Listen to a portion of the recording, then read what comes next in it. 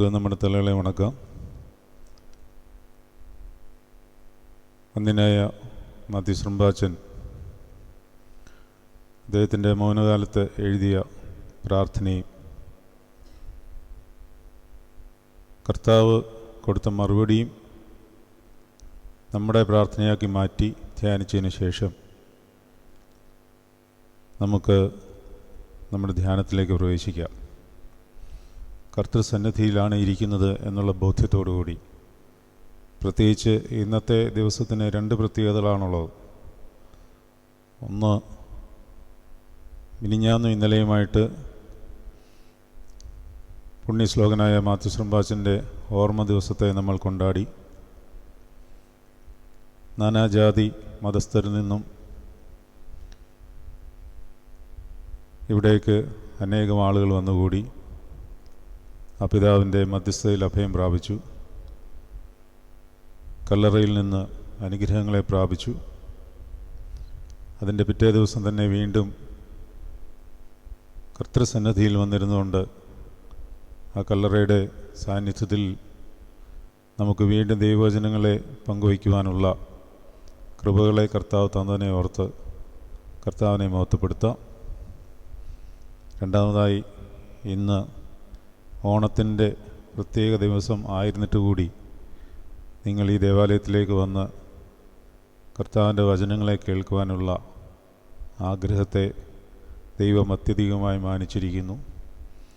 കർത്താവിൻ്റെ സാന്നിധ്യവും പരിശുദ്ധ ദൈവമാതാവിൻ്റെയും യോഹന്നാൻ ശ്ലീഹായുടെയും പൗലോസ് ശ്ലീഹായുടെയും മറ്റ് സകല പരിശുദ്ധന്മാരുടെയും സാന്നിധ്യത്തിൽ തന്നെ നമുക്ക് ആയിരിക്കാം.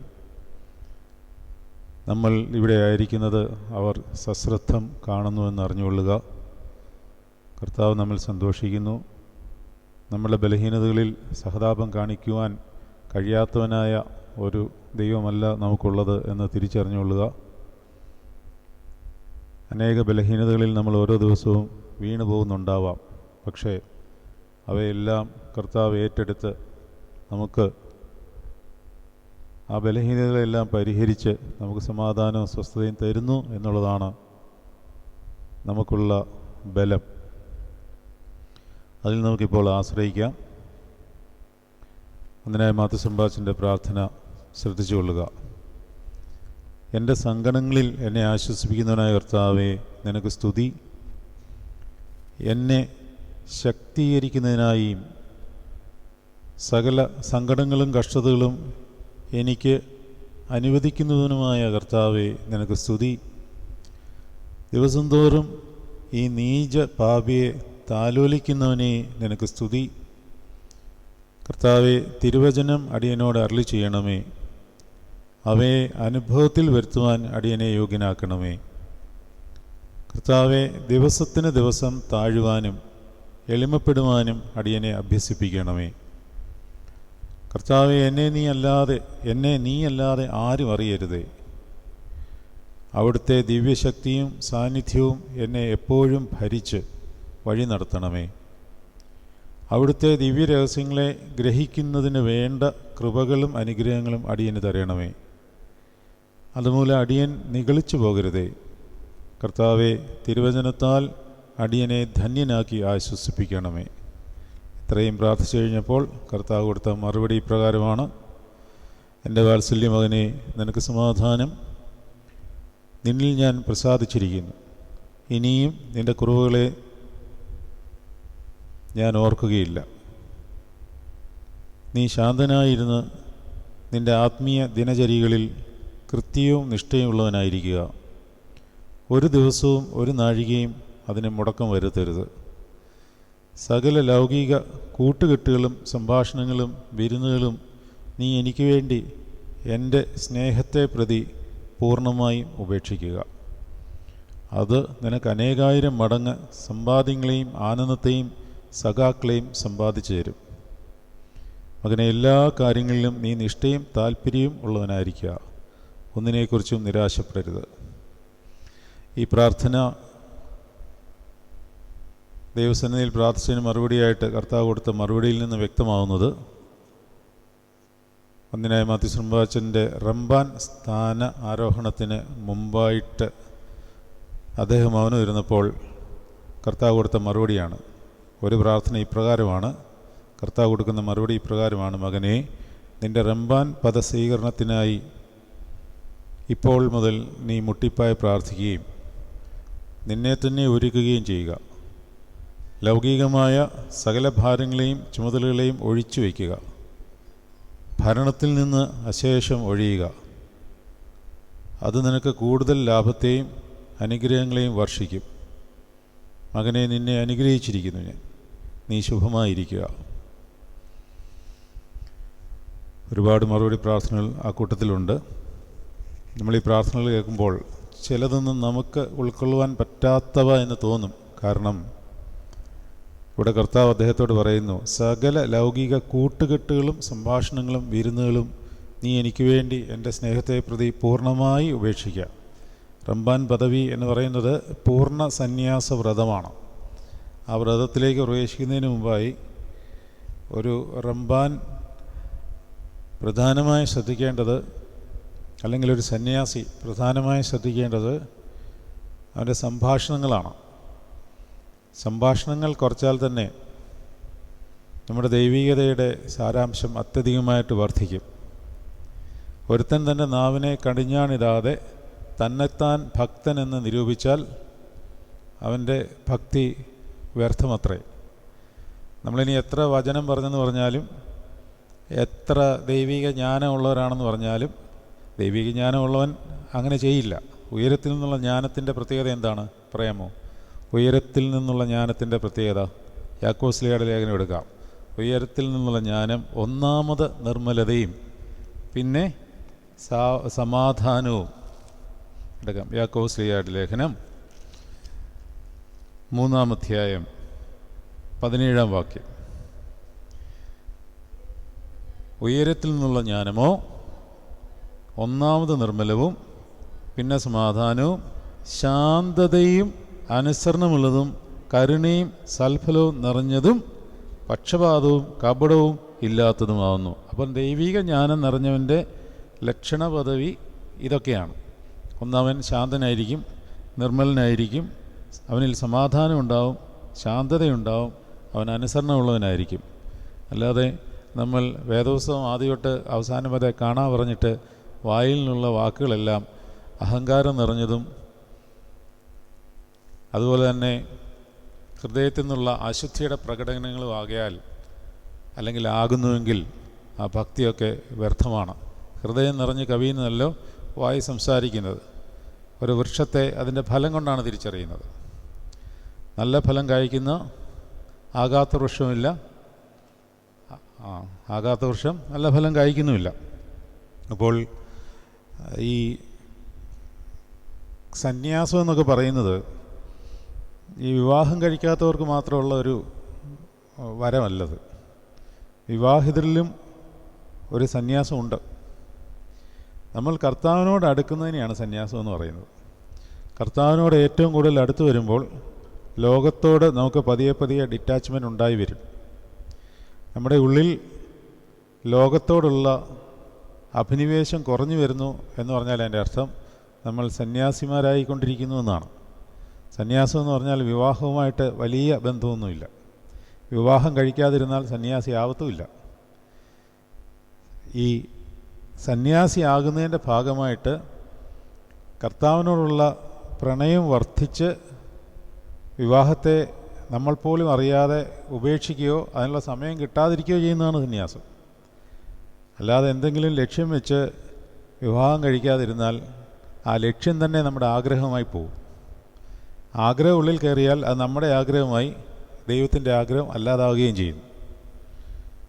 അപ്പോൾ നോമ്പിൽ നമ്മൾ പ്രാർത്ഥിക്കുന്ന പോലെ, എൻ്റെ ഇഷ്ടം നിൻ്റേതാവാൻ ആശിക്കുന്നു, സകലേശ്വരനാം സർവപിതാവേ വന്ദിക്കുന്നു. എൻ്റെ ഇഷ്ടം നിൻ്റേതാവണം. അല്ലെങ്കിൽ തിരിച്ചു പറഞ്ഞാൽ അർത്ഥം ഒന്ന് തന്നെ, മനസ്സിലാക്കുന്ന പോലെ ഇരിക്കും കേട്ടോ. നിൻ്റെ ഇഷ്ടം എൻ്റേതാവണം എന്ന് പറഞ്ഞാൽ നമ്മൾ എങ്ങനെ അതിനെ മനസ്സിലാക്കുന്നോ, അതായത് കർത്താവിൻ്റെ ഇഷ്ടം നമ്മുടെ ഇഷ്ടമാകണം.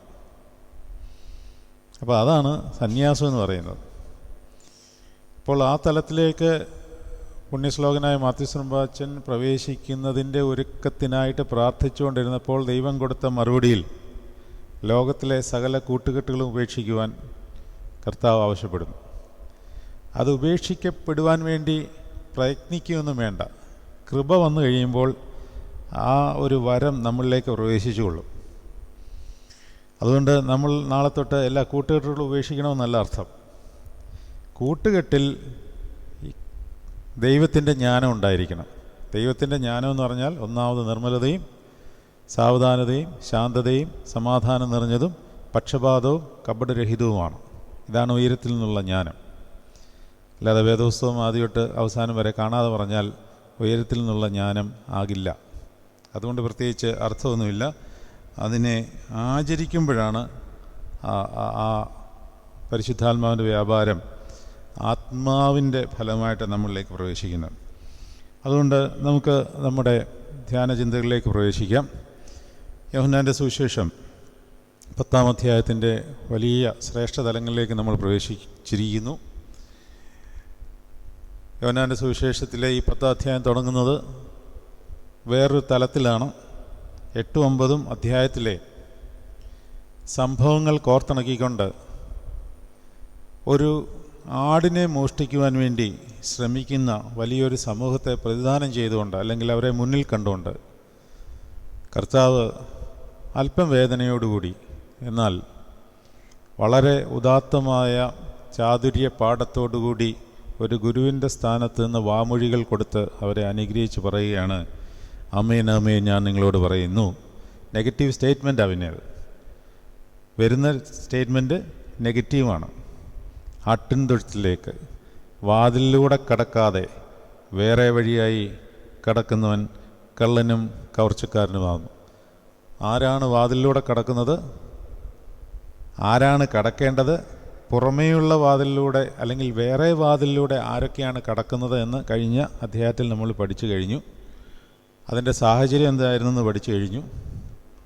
തൻ്റെ ആടുകളെ വഴിതെറ്റിക്കുവാനായിട്ട് ശ്രമിക്കുന്ന, അല്ലെ ഒരു നല്ല ഇടയൻ വന്ന് തൻ്റെ തൊഴുത്തിലേക്ക് തൻ്റെ ആടുകളെ പ്രവേശിച്ചുകൊണ്ടിരിക്കുമ്പോൾ അതിലേക്ക് വിഷം കുത്തിവെച്ച് ഈ ആട്ടിടയൻ തന്നെ ഒരു പാപിയാണ് എന്ന് വരുത്തി തീർക്കുവാനും അവനെ ചോദ്യങ്ങളിൽ കുടുക്കി അവനെ ഒരു മതഭ്രാന്തനാക്കിയോ അല്ലെങ്കിൽ തങ്ങളുടെ മതത്തിന് എതിരായി പ്രവർത്തിക്കുന്ന ഒരുത്തനാണെന്നോ വരുത്തി തീർച്ച് കുരിശിത്തറയ്ക്കുവാനും വേണ്ടി പ്രയത്നിച്ചുകൊണ്ടിരിക്കുന്ന വലിയൊരു സമൂഹത്തിന് നടുക്ക് നിന്നുകൊണ്ടാണ് കർത്താവ് സധൈര്യ ഇപ്രകാരം പറയുന്നത്. അവർക്കത് മനസ്സിലായില്ലയോ എന്നുള്ളത് വേറെ കാര്യം. റോമൻ സാമ്രാജ്യം എന്ന് പറയുന്ന വലിയൊരു സാമ്രാജ്യം, അതിൻ്റെ അധീശത്വത്തിൽ കഴിയുന്ന യഹൂദ സമൂഹം, ഇവരെല്ലാവരും കർത്താവിന് എതിരായി നിൽക്കുമ്പോൾ വളരെ കുറച്ച് പേർ, കുറച്ച് യഹൂദരും കുറച്ച് പുറജാതികളും ചുങ്കക്കാരും പാപികളും അന്യ രാജ്യങ്ങളിൽ നിന്നുള്ളവരൊക്കെ കർത്താവിനോട് ചേർന്ന് നിൽക്കുന്നു. ആ ആടുകളിൽ തന്നെ, തൻ്റെ തൊഴുത്തിൽ പ്രവേശിച്ച ആടുകളിൽ തന്നെ വിഷം കുത്തി നിറച്ചുകൊണ്ട് അവരെ മോഷ്ടിച്ചെടുത്ത് ഇടയവനെ തന്നെ അവൻ പാപിയാകുന്നു ഏറ്റു പറയിക്കത്തക്ക വിധം അവൻ്റെ ദേഹിയുടെ ഉള്ളിലേക്ക്, അതായത് അന്ധനെ നോക്കിയാൽ മതി, അല്ലെങ്കിൽ പാപിനിയായ സ്ത്രീയെ നോക്കിയാൽ മതി, അവരുടെ എല്ലാം ഉള്ളിലേക്ക് വിഷം കുത്തിക്കയറ്റി യേശുവിനെ ഒരു നിന്ദിതനായിട്ട് ചിത്രീകരിക്കാൻ ശ്രമിക്കുന്നവരെല്ലാം കള്ളനും കവർച്ചക്കാരനും. കഴിഞ്ഞ അധ്യായത്തിൽ നമ്മൾ പഠിച്ചു, കള്ളൻ എന്ന് പറഞ്ഞാൽ മോഷ്ടിക്കുന്ന ആൾ, കവർച്ചക്കാരൻ എന്ന് പറഞ്ഞാൽ കൊലപാതകൻ എന്നാണ് അതിൻ്റെ അർത്ഥം. കവർച്ച ചെയ്യുന്നവരെല്ലാം കൊലപാതകവുമായിട്ട് ബന്ധപ്പെട്ട, നമ്മൾ നല്ല ശമരിയാക്കാരൻ്റെ ഉപമയിൽ ഒരു കവർച്ചക്കാരനെയാണ് കാണുന്നത്. പക്ഷെ അവൻ എന്താ ചെയ്തത്? അവനെ അടിച്ച് മുറിവേൽപ്പിച്ചു. കവർച്ചയും രക്തവുമായിട്ട് ചേർന്നിരിക്കും. കവർച്ചക്കാരൻ രക്തം ചൊരിയും. കള്ളൻ പക്ഷേ രക്തം ചൊരിയണമെന്നില്ല. അവൻ്റെ ഉദ്ദേശം മോഷ്ടിക്കുക എന്നുള്ളത് മാത്രമേ ഉള്ളൂ. മോഷ്ടിച്ചെടുത്തുകൊണ്ട് പോവുക. പക്ഷേ ആട്ടിൻ തൊഴുത്തിലേക്ക് വരുന്നവർ ഒന്നുകിൽ കള്ളനായിരിക്കും, അല്ലെ കവർച്ചക്കാരനുമായിരിക്കും. നിങ്ങളെ കൊല്ലാനും സാധ്യതയുണ്ട്. പക്ഷേ ആരെയാണ് കൊല്ലുന്നത്, എങ്ങനെയാണ് കൊല്ലുന്നത് എന്നുള്ളതിൻ്റെ കുറച്ചും കൂടെ ആഴമേറിയ അർത്ഥമാണ് നമ്മൾ ഇന്ന് പഠിക്കുവാൻ പോകുന്നത്. നമുക്ക് കുറച്ചും കൂടെ താഴോട്ട് വായിക്കാം. വാതിലിലൂടെ കടക്കുന്നവനോ ആടുകളുടെ ഇടയൻ ആകുന്നു. അവന് വാതിൽ കാവൽക്കാരൻ തുറന്നു കൊടുക്കുന്നു. അപ്പം നമ്മൾ കഴിഞ്ഞ ക്ലാസ്സിൽ വാതിൽ എവിടെയാണ്, കാവൽക്കാരൻ ആരാണ് എന്നുള്ള കാര്യങ്ങളെല്ലാം പഠിച്ചതാണ്. എന്നാലും ഇന്ന് വന്നിരിക്കുന്നവർക്ക് വേണ്ടി ഒരു ചെറിയ ഒരു മുഖവര പറയാം. ഈ തൊഴുത്ത് എന്ന് പറയുന്നത് അവനവൻ്റെ വീട്ടിലെ തൊഴുത്തല്ല. വലിയൊരു ആട്ടിൻകൂട്ടത്തിൻ്റെ തൊഴുത്തിനെ പറ്റിയാണ് ഈ പറയുന്നത്. തൊഴുത്താണ് ഇവിടെ പ്രധാന കാര്യം. ആ തൊഴുത്ത് വനാന്തരങ്ങളിലുള്ള വലിയ തൊഴുത്താണ്. അനേക ആട്ടിടയന്മാർ അനേകായിരം ആടുകളെ കൊണ്ട് വനാന്തരങ്ങളിലും അല്ലെങ്കിൽ അതുപോലുള്ള ആടുകളെ മേയ്ക്കുവാനുള്ള സ്വച്ഛ ജലം കിട്ടുന്ന സ്ഥലത്തൊക്കെ മേയിച്ചതിന് ശേഷം വൈകിട്ട് ഈ ആടുകളെല്ലാം കൂടെ ഒരുമിച്ച് കൂടി ഒരു തൊഴുത്തിലാണ് അന്തി ഉറങ്ങുന്നത്. ആ തൊഴുത്തിന് ഒരു വാതിലേ ഉള്ളൂ. ഇത് വലിയ തൊഴുത്താണ്, ഭീമാകാരമായൊരു തൊഴുത്താണ്. അല്ലാതെ അവനവൻ്റെ വീട്ടിലെ കുഞ്ഞു ഇവിടെ കാണുന്ന പോലെ കുഞ്ഞു തൊഴുത്തിൻ്റെ കാര്യമല്ല പറയുന്നത്. വലിയ തൊഴുത്താണ്. അപ്പോൾ അതിനൊരു വാതിൽ കാവൽക്കാരനുണ്ട്. ആ കാവൽക്കാരന് ഈ ആടുകളുടെ ഇടയൻ വന്നെങ്കിൽ മാത്രമേ എന്ത് ചെയ്യത്തുള്ളൂ, വാതിൽ തുറന്നു കൊടുക്കുകയുള്ളൂ. വേറെ ആര് വന്നാലും വാതിൽ തുറന്നു കൊടുക്കത്തില്ല. കാരണം മോഷ്ടിച്ചുകൊണ്ട് പോകും. അതുകൊണ്ട് മോഷ്ടാക്കൾ എന്ത് ചെയ്യും? പിൻവാതിൽ വഴി അകത്തേക്ക് പ്രവേശിക്കും. എങ്ങനെയും ദ്വാരം ഉണ്ടാക്കി അകത്തേക്ക് പ്രവേശിക്കും. ദ്വാരം, ആ വാക്ക് നിങ്ങൾ ഓർത്തിരുന്നോണം, അത് നമുക്ക് വരുന്നുണ്ട്. ദ്വാരം, പുറകിൽ കൂടി ദ്വാരമിട്ട് അവർ അകത്തേക്ക് പ്രവേശിക്കും. ഇത് കാവൽക്കാരനറിയില്ല. ഇടയന്മാർ കിടക്കുന്നത് എവിടെയാണെന്നാണ് കഴിഞ്ഞ ക്ലാസ്സിൽ പഠിച്ചത്? വാതിലിന് കുറുകെയാണ് കിടക്കുന്നത്. പല ആടുകളുടെ കൂട്ടങ്ങളുണ്ട്. അപ്പോൾ ഇടയന്മാരെല്ലാവരും ഈ വാതിൽ കാവൽക്കാരൻ്റെ അനുവാദത്തോടുകൂടി വാതിലിൻ്റെ അടുത്ത് തന്നെ ക്രോസായിട്ട് കിടക്കും.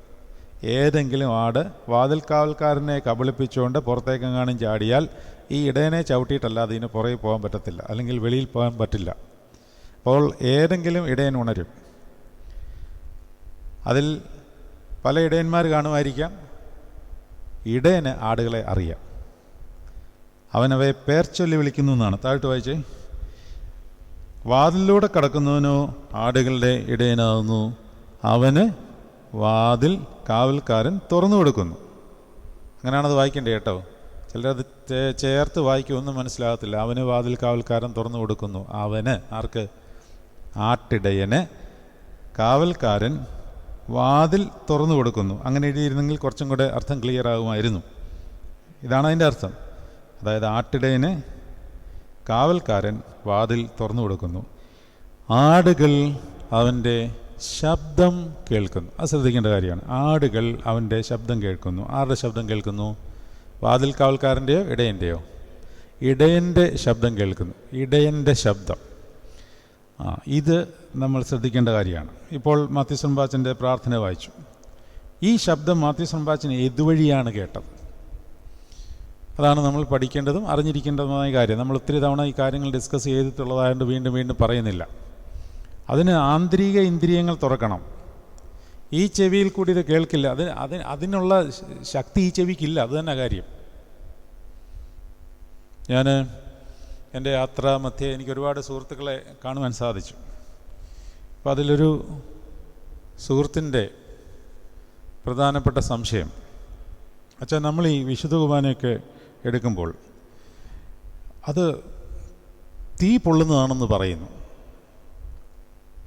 പൊള്ളുന്ന സാധനമല്ലേ, തീക്കട്ട. ചില ഡിനോമിനേഷൻസിലെങ്കിലും, ഞാൻ ആരെയും കുറ്റം പറയാൻ പറയുന്നതല്ല, അതിനകത്ത് കർത്താവിൻ്റെ മുഖം തെളിഞ്ഞു വരുന്നു. അപ്പോൾ നമ്മളെന്താ നമ്മളുടെ വിശുദ്ധ കുർബാനയിൽ അങ്ങനെ കാണാത്തത്? ഈ കർത്താവ് പറഞ്ഞ പോലെ നിങ്ങൾ തിരുവെഴുത്തുകളെയും ദൈവശക്തിയെയും അറിയാകിയാൽ തിരുവെഴുത്തുകളെയും ദൈവശക്തിയെയും, ഇത് രണ്ടും അറിയണം. തിരുവെഴുത്തുകൾ മാത്രം അറിഞ്ഞാൽ പോരാ, ദൈവത്തിൻ്റെ ശക്തിയെ അറിയാകിയാൽ വഴിതെറ്റിപ്പോകുന്നു. പലയിടത്തും ഇങ്ങനെയൊക്കെ കാണിച്ച് നമ്മളുടെ ആധ്യാത്മികതയെ വളരെ വികലമാക്കിയിട്ടുണ്ടെന്നാണ് എൻ്റെ അഭിപ്രായം. ഞാനിത് രാത്രിയിലിരുന്ന് എൻ്റെ ഒരു ധ്യാന ചിന്ത തന്നെ ആക്കി, തനിയേ ഇരുന്നു. എനിക്ക് 2 ഉത്തരങ്ങളാണ് കിട്ടിയത്. ഒന്ന്, തിരുശരീര രക്തങ്ങൾ കർത്താവ് വിഭാഗിച്ചു കൊടുക്കുമ്പോൾ മർക്കോസിൻ്റെ മാളികയിൽ വെച്ച് 12 പേർക്കും കൊടുത്തു. അപ്പം എടുത്ത് മുക്കി, താലത്തിൽ മുക്കി ശിഷ്യന്മാർക്ക് കൊടുത്തു. ഇത് വാങ്ങി ഭക്ഷിക്കുവീൻ, എൻ്റെ ശരീരമെന്ന് പറഞ്ഞു. ഇത് വാങ്ങിക്കൊടുക്കുവീൻ, എൻ്റെ രക്തമെന്ന് പറഞ്ഞു. എന്താണ് കൊടുത്തത്? അപ്പവും. എന്താണ് കൊടുത്തത്? അപ്പവും വീഞ്ഞും.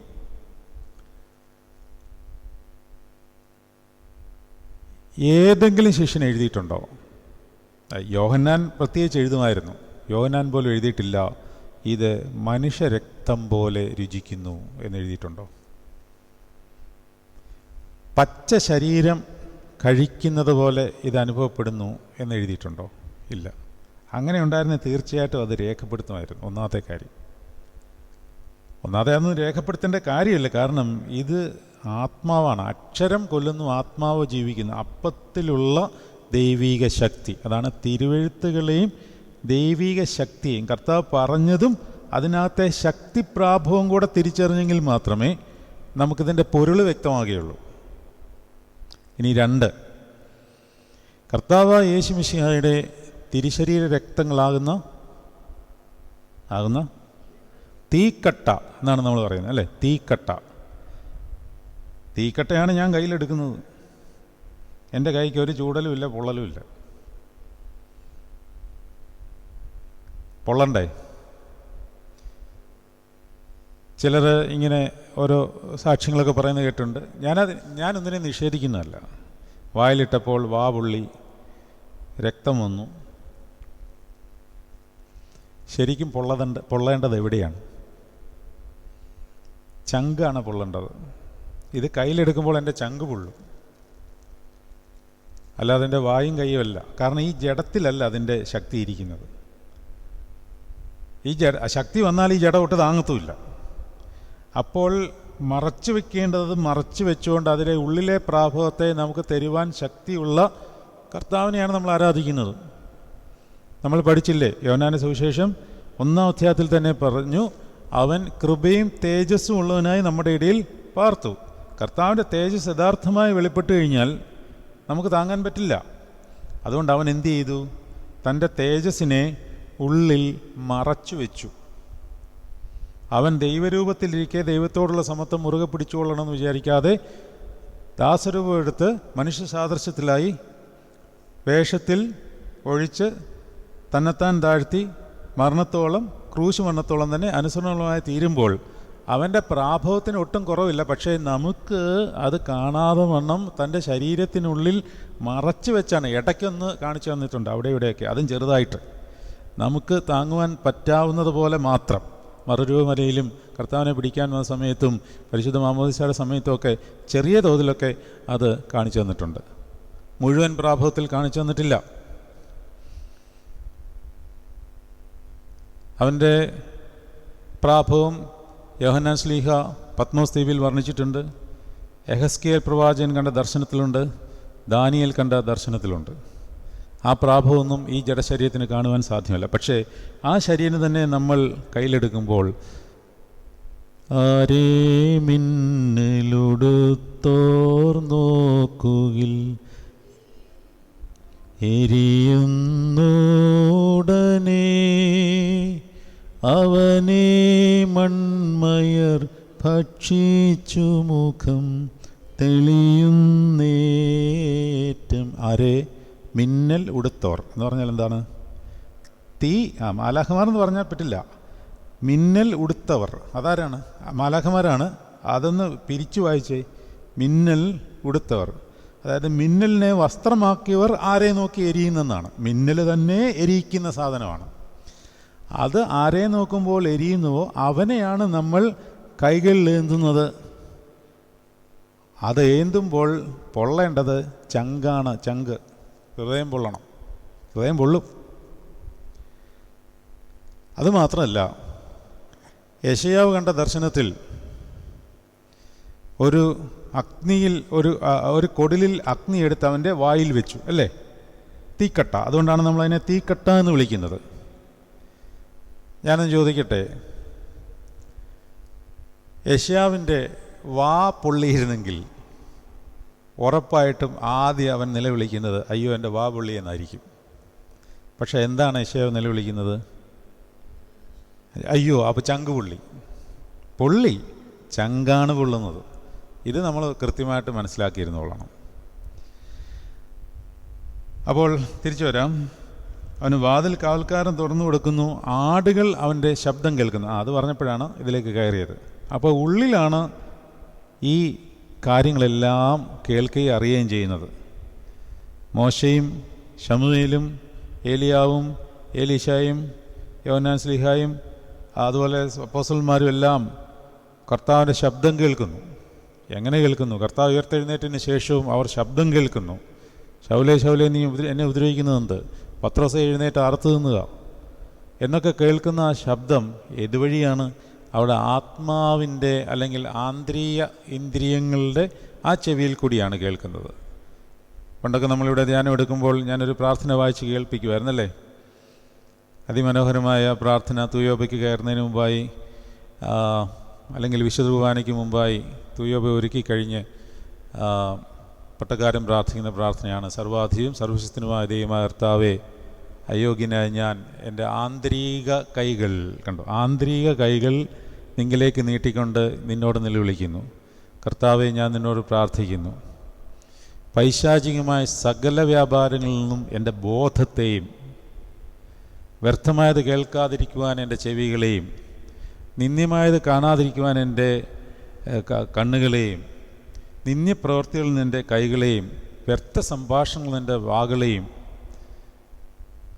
അങ്ങനെ നിന്നിൽ ചലിക്കത്തക്കവണ്ണം എൻ്റെ ആന്തരിക ഇന്ദ്രിയങ്ങളെയും നീ കാത്തുകൊള്ളണമേ. അങ്ങനെ ഞാൻ പൂർണ്ണമായി നിന്നിലായിത്തീർന്ന് നിൻ്റെ ദിവ്യ രഹസ്യങ്ങളുടെ നൽവരം പ്രാപിക്കുവാൻ എന്നെ യോഗ്യനാക്കണമേ എന്ന് ത്രോണോസിൻ്റെ മുമ്പാകെ മുട്ടുകുത്തി പ്രാർത്ഥിച്ച് കുമ്പിട്ടതിന് ശേഷമാണ് തൂയോബയിലേക്ക് പ്രവേശിക്കുന്നത് തന്നെ. അപ്പോൾ ആന്തരിക ഇന്ദ്രിയങ്ങളിൽ കൂടെ ഈ ശബ്ദം കേൾക്കുകയുള്ളൂ. ആടുകളെ അവൻ പേർ ചൊല്ലി വിളിക്കുന്നു എന്നാണ് യെശയ്യാവിൻ്റെ പുസ്തകം 43 അധ്യായത്തിൽ എടുത്തേ. യെശയ്യാവിൻ്റെ പുസ്തകം 43 അധ്യായം 1 വാക്യം. ഇപ്പോഴും യാക്കോബെ, നിന്നെ സൃഷ്ടിച്ചവനും ഇസ്രായേലെ, നിന്നെ നിർമ്മിച്ചവനുമായ യഹോവ ഇപ്രകാരം അരുളി ചെയ്യുന്നു, ഭയപ്പെടേണ്ട, ഞാൻ നിന്നെ വീണ്ടെടുത്തിരിക്കുന്നു, ഞാൻ നിന്നെ പേർ ചൊല്ലി വിളിച്ചിരിക്കുന്നു എന്നാണ്. പേര് ചൊല്ലി വിളിക്കും. ശമൂവേലേ, അത് നമ്മുടെ പേര് തന്നെ നമ്മൾ ഓർത്ത്. കർത്താവ് നമ്മളെ അങ്ങനെ വിളിക്കുന്നത് പോലെ നമുക്ക് എപ്പോഴാണ് അനുഭവപ്പെടേണ്ടത്? അത് നമ്മൾ ഈ പേഴ്സണൽ പ്രെയറിൽ, പ്രത്യേകിച്ച് ദൈവവചനവുമായിട്ട് നമ്മൾ ചേർന്നിരിക്കുമ്പോൾ നമുക്കത് അനുഭവപ്പെടണം. കാരണം ശബ്ദം തിരിച്ചറിയേണ്ടത് ആവശ്യമാണ്. നമ്മുടെ ശബ്ദം കർത്താവിന് കൃത്യമായിട്ട് തിരിച്ചറിയാം. പക്ഷേ കർത്താവിൻ്റെ ശബ്ദം നമുക്ക് തിരിച്ചറിയാമോ? എങ്ങനെയാണ് അവൻ്റെ ശബ്ദം തിരിച്ചറിയേണ്ടത്? നമ്മളൊരു കാര്യം മനസ്സിലാക്കിക്കൊള്ളണം കേട്ടോ. പ്രത്യേകമായിട്ട് നിങ്ങൾ ശ്രദ്ധിക്കേണ്ട ഒരു കാര്യം ഞാൻ പറഞ്ഞുതരാം. ഇന്നത്തെ ആധ്യാത്മികത വളരെ സൂക്ഷ്മതയോടെ കൈകാര്യം ചെയ്തില്ലെങ്കിൽ ആധ്യാത്മികരും തെറ്റിപ്പോവും. നമ്മൾ ഭേദാഭേദങ്ങളെ വിവേചിക്കുമാറാകണമെന്നാണ്. ഫിലിപ്പിയർ 1:9 എടുത്ത് വായിച്ചേ. ഫിലിപ്പിയർ 1:9. അങ്ങനെ നിങ്ങളുടെ സ്നേഹം മേൽക്കുമേൽ വർദ്ധിച്ചിട്ട് എന്ത് ചെയ്യണം? അങ്ങനെ നിങ്ങളുടെ സ്നേഹം മേൽക്കുമേൽ വർദ്ധിച്ചിട്ട് നിങ്ങൾ ഫിലിപ്പിയർ പരിജ്ഞാനത്തിലും സകല വിവേകത്തിലും വർദ്ധിച്ചു വന്നിട്ട് നിങ്ങൾ ഭേദാഭേദങ്ങളെ വിവേചിച്ചറിയണം. ഇതൊക്കെ സാധാരണ ആധ്യാത്മിക നിലവാരത്തിലുള്ളവർക്ക് പറഞ്ഞാൽ മനസ്സിലാവുന്ന കാര്യമല്ല. നമ്മൾ കർത്താവിനോട് അടുക്കും തോറും കൂടുതൽ കൂടുതൽ മർമ്മങ്ങളെ പൗലോസ്ലീഹ പഠിപ്പിച്ചു തരികയാണ്. കൊലോസ്യർ, ഗലാത്യർ, റോമൻസ്, എഫേഷ്യൻസ് ഈ 4 അധ്യായങ്ങൾ സാധാരണ വിശ്വാസിക്കുള്ളതല്ല. എന്ന് പറഞ്ഞാൽ കർത്താവിനെ അക്ഷയമായി സ്നേഹിക്കുന്നവരോടുകൂടെ. അതാണ് എഫേസ്യ ലേഖനം അവസാനിക്കുമ്പോൾ പൗലോസ് ശ്ലീഹ അങ്ങനെ പറയാൻ കാര്യം. അവസാനത്തെ അധ്യായം, അവസാനത്തെ വാക്യാണ്, കർത്താവായ യേശുക്രിസ്തുവിനെ അക്ഷയമായി സ്നേഹിക്കുന്നവരോടുകൂടെ കൃപയിരിക്കുമാറാട്ടെ. ആ അക്ഷയമായ സ്നേഹം ഉള്ളവർക്ക് ലഭിക്കുന്ന വരദാനങ്ങളാണ് ഇവയൊക്കെ. അപ്പോൾ സ്നേഹം മേൽക്കുമേൽ വർദ്ധിക്കുമ്പോൾ പരിജ്ഞാനത്തിലും വിവേകത്തിലും തികവുള്ളവരായി മാറുകയും അങ്ങനെ ഭേദാഭേദങ്ങളെ വിവേചിക്കുമാറാകണം. ഇതാണ് ഭേദാഭേദങ്ങൾ. ഒരുപാട് ആധ്യാത്മിക സന്ദേശങ്ങളൊക്കെ നിങ്ങൾ കേൾക്കുന്നുണ്ട്. ദൈവശബ്ദമായിട്ട് നമ്മൾ കേൾക്കുന്ന പല കാര്യങ്ങളുമുണ്ട്. വചനം വായിക്കുമ്പോൾ പോലും നമുക്ക് ലഭിക്കുന്ന അർത്ഥതലങ്ങൾ ദൈവികമാണെന്ന് നിർബന്ധമൊന്നുമില്ല. അതുകൊണ്ടാണല്ലോ ചിലർ വചനം വ്യാഖ്യാനിക്കുമ്പോൾ വളരെ വികലമായിട്ട് വ്യാഖ്യാനിക്കും, പരിഹസിച്ച് വ്യാഖ്യാനിക്കും. ആദിമ സഭാപിതാക്കന്മാർ പഠിപ്പിച്ചു തന്നിട്ടുള്ള നല്ല മാതൃകകളെ വലിച്ചെറിഞ്ഞുകൊണ്ട്, വലിച്ച് കീറിക്കളഞ്ഞുകൊണ്ട് വചനത്തെ വ്യാഖ്യാനിക്കും. ദൈവശബ്ദമാണെന്നാണ് അവരും പറയുന്നത്. അപ്പോൾ ഇത് അവനവന് തന്നെ ആ ശക്തി പ്രാപിച്ചെടുക്കണം. അത് പ്രാർത്ഥനയിലിരിക്കണം, ജാഗരണത്തിലിരിക്കണം, വചനവുമായിട്ട് ദൈവസന്നിധിയിൽ കർത്താവെ നീ എനിക്ക് പഠിപ്പിച്ചു തരണം എന്ന് പറഞ്ഞു തന്നെ ഇരിക്കണം. എന്നാലേ ശബ്ദം തിരിച്ചറിയുള്ളൂ. അപ്പോൾ വിവിധ തരത്തിലുള്ള വചനപ്രഘോഷണങ്ങളുണ്ട്, പഠിപ്പീരുകളുണ്ട്. ഇവയിൽ എങ്ങനെ നമ്മൾ ഇതിനെ തിരിച്ചറിയും? ഈ ഭേദാഭേദങ്ങളെ വിവേചിച്ചറിയുവാനുള്ള ടൂൾസ് എന്താണ്? ചിലർക്കത് മനസ്സിലാകുന്നില്ലെങ്കിൽ, കർത്താവിൻ്റെ അടുത്ത് ഇരുന്നിട്ടും അങ്ങോട്ട് പിടിയിട്ടുന്നില്ല എന്നുണ്ടെങ്കിൽ 1-2 മാനദണ്ഡങ്ങൾ ഞാൻ പറഞ്ഞുതരാം. ഒരു വചന ശുശ്രൂഷയിൽ അത് ദൈവീകമായ വചന ശുശ്രൂഷയാണോ എന്നറിയണമെന്നുണ്ടെങ്കിൽ ആ വചന ശുശ്രൂഷയിൽ പ്രധാനമായിട്ട് ഊന്നിപ്പറയുന്നത് അനുതാപത്തെ പറ്റിയായിരിക്കും. അനുതാപത്തെ പറ്റിയായിരിക്കും. അനുതപിക്കണം, നിങ്ങൾ മാനസാന്തരപ്പെടണം. ഉദാഹരണം പറഞ്ഞാൽ, കർത്താവ് കടലിന്മേൽ നടന്നു വരുന്നത് കണ്ട് പത്രോസ് എടുത്തു ചാടി. അല്ലെങ്കിൽ വേറൊരു സന്ദർഭത്തിൽ പത്രോസ് വല വീശിക്കൊണ്ടിരുന്നപ്പോൾ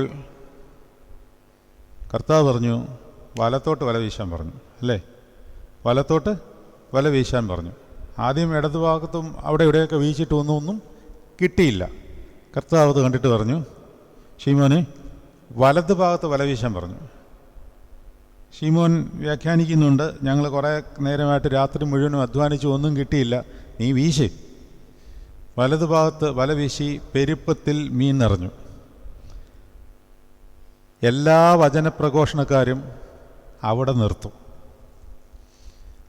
അനുഗ്രഹിക്കുന്നവനായ ദൈവം, സമൃദ്ധി നൽകുന്നവനായ ദൈവം പലതു ഭാഗത്ത് വല വീശിയപ്പോൾ പെരുപ്പം നിമിത്തം അനുഗ്രഹ സമൃദ്ധി, സാമ്പത്തിക സമൃദ്ധി, നന്മയുടെ പ്രാഭവങ്ങൾ, ലോകത്തിൽ നിങ്ങൾക്ക് കിട്ടാവുന്ന എല്ലാ സൗഭാഗ്യങ്ങളും നിറഞ്ഞ് കവിഞ്ഞ് ഒഴുക്കി തരുന്ന യേശു എന്ന നാമമുള്ളവൻ എന്നൊക്കെ പറഞ്ഞ് നമ്മളെ ഇങ്ങനെ കൊതിപ്പിച്ച് അല്ലെങ്കിൽ ഒരു വിഭൂതിയിൽ ഇങ്ങനെ നിർത്തും. അതിൻ്റെ ബാക്കി ഇച്ചിരി കാര്യങ്ങളുണ്ട്. ഇതാണ് അവിടെ പറയുന്നത്. വലയൊക്കെ വീശി പെരുത്ത മീനും കിട്ടി. അടുത്തത് പത്രോസിൻ്റെ കാര്യം എന്താണ്? പിന്നെ പത്രോസ് ഉടനെ പറയുന്നത് എന്താണ്? അത് നിങ്ങൾ പോലും ശ്രദ്ധിച്ചിട്ടില്ല, അതാണ് വരാത്തത്. എന്നെ വിട്ടുപോ എന്ന് പറഞ്ഞാൽ വിട്ടുപോകാനുള്ള അർത്ഥത്തിലല്ല. പിന്നെയോ, കർത്താവെ ഞാൻ പാപിയാണ് എന്നുള്ള ഈ ആരാണ് നിൽക്കുന്നുള്ള ബോധ്യമുണ്ടായി. ആരാണ് നിൽക്കുന്നത്, ആരുടെ മുമ്പിലാണ് നിൽക്കുന്നത് എന്നുള്ള ബോധ്യമുണ്ടായപ്പോൾ കർത്താവേ ഞാൻ പാപിയാണേ, എന്നെ വിട്ടുപോകണമേ, ഇതാരും പ്രസംഗിക്കുന്നില്ല. കർത്താവ് തന്നെ തൻ്റെ ശുശ്രൂഷ തുടങ്ങിയപ്പോൾ ആദ്യം പറഞ്ഞതെന്താണ്? യോഹന്നാൻ സ്നാപകൻ ശുശ്രൂഷ തുടങ്ങിയപ്പോൾ ആദ്യം പറഞ്ഞതെന്താണ്? സ്ലീഹന്മാർ ശുശ്രൂഷ തുടങ്ങിയപ്പോൾ ആദ്യം പറഞ്ഞതെന്താണ്? കർത്താവ് യേശുക്രിസ്തുവിൽ വിശ്വസിപ്പീൻ, നീ നിൻ്റെ കുടുംബം രക്ഷ പ്രാപിക്കുമെന്നാണോ? അല്ല, മാനസാന്തരപ്പെടുവീൻ. അപ്പോൾ നിങ്ങൾ മനസ്സിലാക്കിക്കൊള്ളണം, ഒരു വചനപ്രസംഗ ഘോഷത്തിൽ അല്ലെങ്കിൽ അതുപോലുള്ള ശുശ്രൂഷകളിൽ ഏതിലായാലും മാനസാന്തരം പറയുന്നില്ലെങ്കിൽ ഒന്ന് സൂക്ഷ്മതയോടെ അതിനെ കൈകാര്യം ചെയ്യണം. 2, ഈ രണ്ടാമത്തെ കാര്യം വളരെ വളരെ പ്രധാനപ്പെട്ടതാണ്. ഈ പറയുന്ന ആൾ, ആ ആളെ ചോദ്യം ചെയ്യാൻ അയാളുടെ മുകളിൽ ഒരാളുണ്ടോ എന്നുള്ള കാര്യം ശ്രദ്ധിക്കണം. അതായത് ഞാനിപ്പോൾ ഇവിടെ നിന്ന് ഇത് പഠിപ്പിക്കുകയാണ്. ഇതിങ്ങനെ പഠിപ്പിച്ചു പോകുമ്പോൾ എൻ്റെ മുകളിൽ എന്നെ ചോദ്യം ചെയ്യാൻ ഒരാളുണ്ടാവണം. എന്ന് പറഞ്ഞാൽ ഈ പഠിപ്പിക്കുന്നതിൽ എന്തെങ്കിലും തെറ്റുണ്ടെങ്കിൽ എന്നെ വിളിച്ച് തിരുത്തുവാൻ ഉള്ള അതോറിറ്റി എനിക്കുണ്ടോ? അതോ ചുമ്മാ രാവിലെ വേദപുസ്തകം എടുത്തിട്ട് എനിക്കൊരു സുപ്രഭാതത്തിൽ ഇന്നത് തോന്നിയെന്ന് പറഞ്ഞുകൊണ്ട് തുടങ്ങിയതാണോ? ഇത് അപ്പോസ്തോലിക സഭാ പാരമ്പര്യമാണ്, അതുകൊണ്ടാണ് അങ്ങനെ പറഞ്ഞത്. എനിക്ക് തെറ്റുകൾ വരാം, ഞാൻ പഠിപ്പിക്കുന്നതിലും തെറ്റുകൾ വരാം. നമ്മൾ എത്ര ഗ്രേസ്ഫുള്ളിലിരുന്നാലും ചിലപ്പോൾ വ്യാഖ്യാനത്തിൻ്റെ ദിശ മാറാം. അപ്പോൾ എന്നെ വിളിച്ചിട്ട് ഇന്നതാണ് അച്ഛാ, അങ്ങനെ ചെയ്യാവൂ, അല്ലെങ്കിൽ ഇങ്ങനെ പറയരുത് എന്ന് പറയുവാൻ എൻ്റെ മുകളിൽ ഒരാളുണ്ടോ? എനിക്കിപ്പോഴും ഓർമ്മയുണ്ട്, ഏതോ ഒരു കാര്യം ഞാൻ ഓൺലൈൻ വഴി പഠിപ്പിച്ചുകൊണ്ടിരുന്നപ്പോൾ ഈ പൗരോഹിത്യത്തെ പറ്റിയുള്ള എന്തോ കാര്യമാണ്. അപ്പോൾ ആദാമ്യ പൗരോഹിത്യം എന്ന് പറയുന്നതിനെ കുറച്ചും കൂടെ വിശദമായിട്ട് സെപ്പറേറ്റ് ചെയ്ത്, അതായത് പൊതുവായ പൗരോഹിത്യവും കർമാനുഷ്ഠിത പൗരോഹിത്യം, ആ വാക്കുകൾ ഞാൻ ഉണ്ടാക്കിയാണെങ്കിലും അങ്ങനെയാണത് പറയേണ്ടത് എന്നെ പഠിപ്പിച്ച് അപ്പോൾ തന്നെ വിളിച്ചത് മലങ്കര സഭയിലെ ഒരു മെത്രാപ്പോലീത്തയാണ്, ഏലിയാ സിരിമേനിയാണ് എന്നെ വിളിച്ച് പറഞ്ഞത്. പക്ഷേ ഇങ്ങനെയേതാണ് അതിൻ്റെ യഥാർത്ഥ രൂപം എന്ന് പറയുമ്പോൾ നമുക്ക് കുറച്ചും കൂടെ കാര്യം ക്ലിയറായി. സത്യമാണ്, ഞാനും ആലോചിച്ചു, അതാണല്ലോ ആദാമിലെ പൗരോഹിത്യം എന്ന് പറയുമ്പോൾ പൗരോഹിത്യത്തിനകത്തൊരു ബലികർമ്മമുണ്ട്. പക്ഷേ ഏദൻ തോട്ടത്തിൽ ആദാം ബലി ചെയ്തിട്ടില്ല, പിന്നെ എങ്ങനെയാണ് ആദാമിലൊരു പൗരോഹിത്യം? ചോദ്യമല്ലേ? അത് വ്യക്തമായി പഠിപ്പിച്ചു തരാൻ നമ്മുടെ മുകളിൽ ഒരാളുണ്ടോ? ഇനി തെറ്റ് പറഞ്ഞാൽ അതങ്ങനെയല്ല പഠിപ്പിക്കേണ്ടത് എന്ന് പറയുവാൻ നമുക്കൊരു അതോറിറ്റി ഉണ്ടെങ്കിൽ അതിനെ നിങ്ങൾക്ക് സ്വീകരിക്കാം. ഞാൻ പറഞ്ഞുകൊണ്ട് വന്നത്, ആടുകൾ അവൻ്റെ ശബ്ദം കേൾക്കുന്നു. ആ ശബ്ദം എങ്ങനെ നമുക്ക് പരിചിതമാവും? കർത്താവിന് നമ്മുടെ ശബ്ദം പരിചിതമാണ്. കാരണം നാം ഉണ്ടാകുന്നതിന് മുമ്പേ അവൻ്റെ ഉള്ളം കയ്യിൽ നമ്മൾ ഉരുവായതാണ്. പക്ഷേ അവൻ്റെ ശബ്ദം നമുക്കെങ്ങനെ പരിചിതമാവും? പേർ ചൊല്ലി വിളിച്ചോ, ശബ്ദം കേട്ടുവോ? മധ്യസംഭാഷണമൊക്കെ പരിചയിച്ച് ഉയർന്ന തലത്തിൽ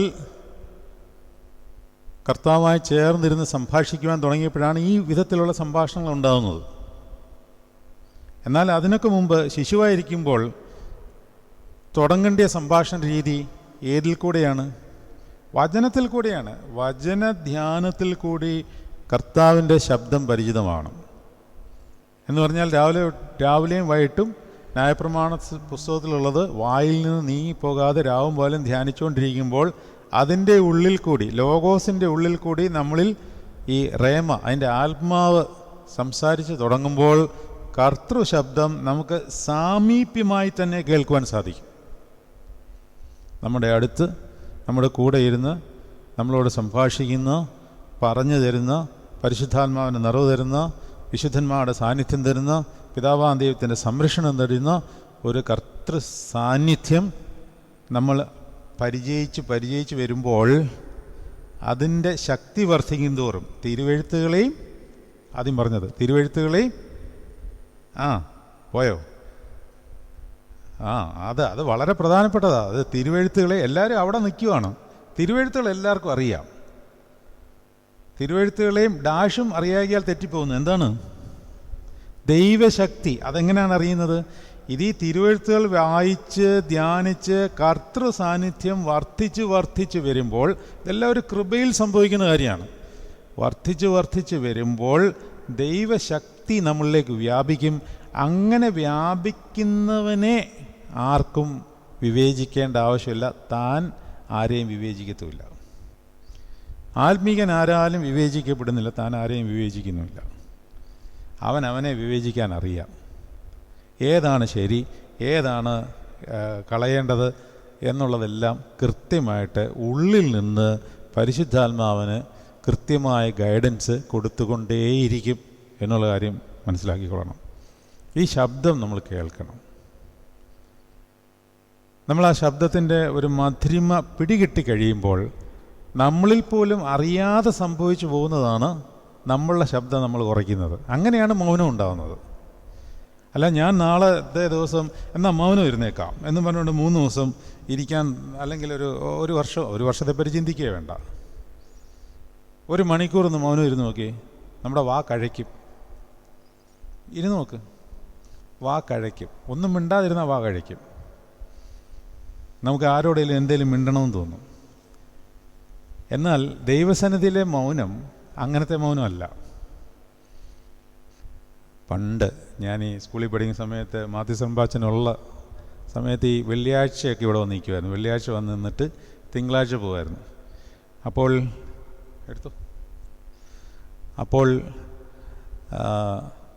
ഒരു പ്രാവശ്യം വന്നപ്പോൾ എനിക്ക് തോന്നി എനിക്കും ഒരു മൗനം എടുത്ത് നോക്കാമെന്ന് വിചാരിച്ചു. കൊച്ചു കുഞ്ഞാണ്, 8ാം ക്ലാസ്സിലും കണ്ട് പഠിക്കുന്ന സമയമാണ്. അപ്പം ഞാൻ റമ്പാച്ചനോട് പറഞ്ഞിട്ട് ഞാൻ ഇരിക്കുവാന്ന് പറഞ്ഞു. എന്ന് ചിരിച്ചിട്ട് പറഞ്ഞു ഇരുന്നോളാൻ പറഞ്ഞു. ഞാൻ അതിനകത്തെ ആ കുഞ്ഞു ചാപ്പലിൻ്റെ മധുവായിക്കകത്ത് പോയി ചുമ്മാ ഇരിക്കുക. എനിക്കാണേ സമയം പോകുന്നില്ല, ഇതങ്ങോട്ട് തീരുന്നില്ല. എങ്ങനെയും ഇന്നത്തെ ദിവസം ഒന്ന് കഴിഞ്ഞ് കിട്ടിയാൽ മതി. ഇതൊന്ന് ബ്രേക്ക് ചെയ്യാനേ മുഷിഞ്ഞിട്ട് വയ്യ. എന്തൊരു പാടാണ്. ഒന്നിരുന്ന് നോക്കും 1 മണിക്കൂർ, അന്നേരം അറിയാം. നമ്മൾ വളരെ ലളിതമായിട്ട് വളരെ കൂളായിട്ട് പറയുന്നു മാത്യു സംഭാഷണ 1 വർഷം മൗനം വരുന്നു. ഒന്നിരുന്ന് നോക്ക്, 1 മണിക്കൂർ നമുക്ക് ഇരിക്കാൻ പറ്റത്തില്ല. നമ്മളങ്ങനെ അക്കസ്റ്റംഡ് ആണ്. പക്ഷേ ഇതെങ്ങനെയാണ് ആവുന്നത്? ഇതാവുന്നത് എന്ന് പറയുന്നത്, അല്ലെങ്കിൽ അതിനുള്ള ശക്തി കിട്ടുന്നത് ക്രിസ്തുവിനോട് മിണ്ടാൻ തുടങ്ങുമ്പോഴാണ്. അപ്പോൾ നമുക്ക് ഈ ലോകത്തോട് മിണ്ടാൻ തോന്നില്ല. അതാണ്. അത് ആരോടുള്ള എതിർപ്പല്ല, ആരോടുമുള്ള വൈരാഗ്യമല്ല, മുഷിപ്പല്ല, ഒന്നുമല്ല. യേശു ക്രിസ്തുവിനോടുള്ള ആ സുഗന്ധം, ആ മധുരിമ, ശബ്ദത്തിൻ്റെ ലാവണ്യം, നമ്മൾ അങ്ങോട്ട് സംഭാഷിക്കുന്നത്, ഇങ്ങോട്ട് നമ്മൾ കേൾക്കുന്നത്, ഇതൊക്കെ ആസ്വദിക്കാൻ തുടങ്ങുമ്പോൾ ലോകത്തിലുള്ളതിനോട് മിണ്ടാൻ നമുക്ക് വലിയ താല്പര്യം ഉണ്ടാവില്ല. മാത്രമല്ല നമ്മളുടെ വായെ ഇതല്ലാതെ മറ്റൊന്ന് പറയുവാൻ താല്പര്യമില്ല എന്നുള്ള തലത്തിലേക്ക് നമ്മളുടെ പഞ്ചേന്ദ്രിയങ്ങളും വരും. അതിലേക്ക് ഞാൻ വരികയാണ്. നമ്മളുടെ അകത്തേക്ക് കയറി നമ്മളെ മോഷ്ടിക്കുവാൻ ശ്രമിക്കുന്ന ചെന്നായ്ക്കൾ പ്രവേശിക്കുന്ന 5 ദ്വാരങ്ങളുണ്ട്. ഞാൻ ആദ്യം ഒരു ദ്വാരത്തിൻ്റെ കാര്യം പറഞ്ഞില്ലേ, ദ്വാരങ്ങളുണ്ട്. ഈ ഇടയൻ്റെ ശബ്ദം കേട്ട് കഴിഞ്ഞാൽ ഈ ദ്വാരം പതിയെ പതിയെ അടയും. താഴോട്ടൊന്നുകൂടെ വായിക്കാം. തൻ്റെ ആടുകളെ അവൻ പേർ ചൊല്ലി വിളിച്ച് പുറത്തു കൊണ്ടുപോകുന്നു. തനിക്കുള്ളവയൊക്കെയും പുറത്തു കൊണ്ടുപോയ ശേഷം അവൻ അവയ്ക്ക് മുമ്പായി നടക്കുന്നു. ഇടയൻ മുമ്പിലാണ്. പേർ ചൊല്ലി വിളിച്ച് പുറത്തേക്കിറക്കിയാണ്. നിങ്ങൾ ഓർത്തിരിക്കണം, 1000 ആടുകൾ കാണും. 1000 ആടും ഒരിടയൻ്റെ അല്ല, 100 ഇടയന്മാരുടെ ആയിരിക്കാം. ഇതെല്ലാം മിങ്കിൾ ചെയ്ത് കിടക്കുകയാണ്. അപ്പോൾ ഇടയൻ വിളിക്കും. ഓരോന്നിനും പേരിട്ടിട്ടുണ്ട്. ആ പേര് വിളിക്കുമ്പോൾ ആ ഇടയൻ്റെ ആട് അവൻ്റെ പിന്നാലെ വരും. അവൻ അവയ്ക്ക് മുമ്പായി നടക്കും. അതുപോലെയാണ് ഞാൻ നല്ല ഇടയനാവുന്നു, എൻ്റെ ആടുകൾ എൻ്റെ ശബ്ദം കേൾക്കുന്നു എന്ന് താഴോട്ട് പറയുന്നു. അതോടെ വായിക്കാം. ആടുകൾ അവൻ്റെ ശബ്ദം അറിഞ്ഞ് അവനെ അനുഗമിക്കുന്നു. ഇതാണ് ശ്രദ്ധിക്കേണ്ടത്. മുമ്പേ പറഞ്ഞ കാര്യം അതാണ്. യഥാർത്ഥ ശബ്ദം എന്താണെന്ന് തിരിച്ചറിയണം. തിരിച്ചറിഞ്ഞിട്ട് വേണം അനുഗമിക്കാൻ. അല്ലാതെ പറയുന്നതെല്ലാം കേട്ട് അതെല്ലാം സത്യമാണെന്ന് പറഞ്ഞുകൊണ്ട് പുറകെ ഓടിപ്പോകരുത്. സത്യത്തെ വിവേചിച്ചറിയാനും വിവേകത്തോടുകൂടി അതിനെ സമീപിക്കാനുള്ള ദൈവിക ശക്തി വ്യാപാരം തിരുവെഴുത്തുകളിൽ കൂടി കെട്ടണം. അല്ല തിരുവെഴുത്തുകൾ മാത്രം കാണാതെ പഠിച്ചിട്ട് എനിക്ക് വേദോസം മുഴുവൻ കാണാറിയാം, ഞാൻ ദൈവരാജ്യത്തിൽ ആണ് എന്നൊക്കെ ഒന്ന് പറഞ്ഞു കഴിഞ്ഞാൽ ചിലപ്പോൾ ഈ വേദോസം വളരെ അറിയാവുന്നവർ എല്ലാം പാപത്തിൽ ജീവിക്കുന്ന പോലെ ആവുന്നത് എത്രയോ നമ്മൾ കണ്ടിട്ടുണ്ട്. അതുകൊണ്ട് ദൈവിക ശക്തി വളരെ പ്രധാനപ്പെട്ടതാണ്. ആടുകൾ അവൻ്റെ ശബ്ദം അറിഞ്ഞ് അവനെ അനുഗമിക്കുന്നു. അറിയണം, അത് തിരിച്ചറിയണം. ആ ശബ്ദം അതിൻ്റെ ഫണ്ടമെൻ്റൽ അടിസ്ഥാനപരമായ കാര്യമെന്ന് പറയുന്നത് വചനധ്യാനത്തിലൂടെയും പേഴ്സണൽ പ്രെയറിലൂടെയാണ്. ഇത് രണ്ടും നടത്താതെ ആരാധനയിലേക്ക് പ്രവേശിക്കാൻ പറ്റില്ല.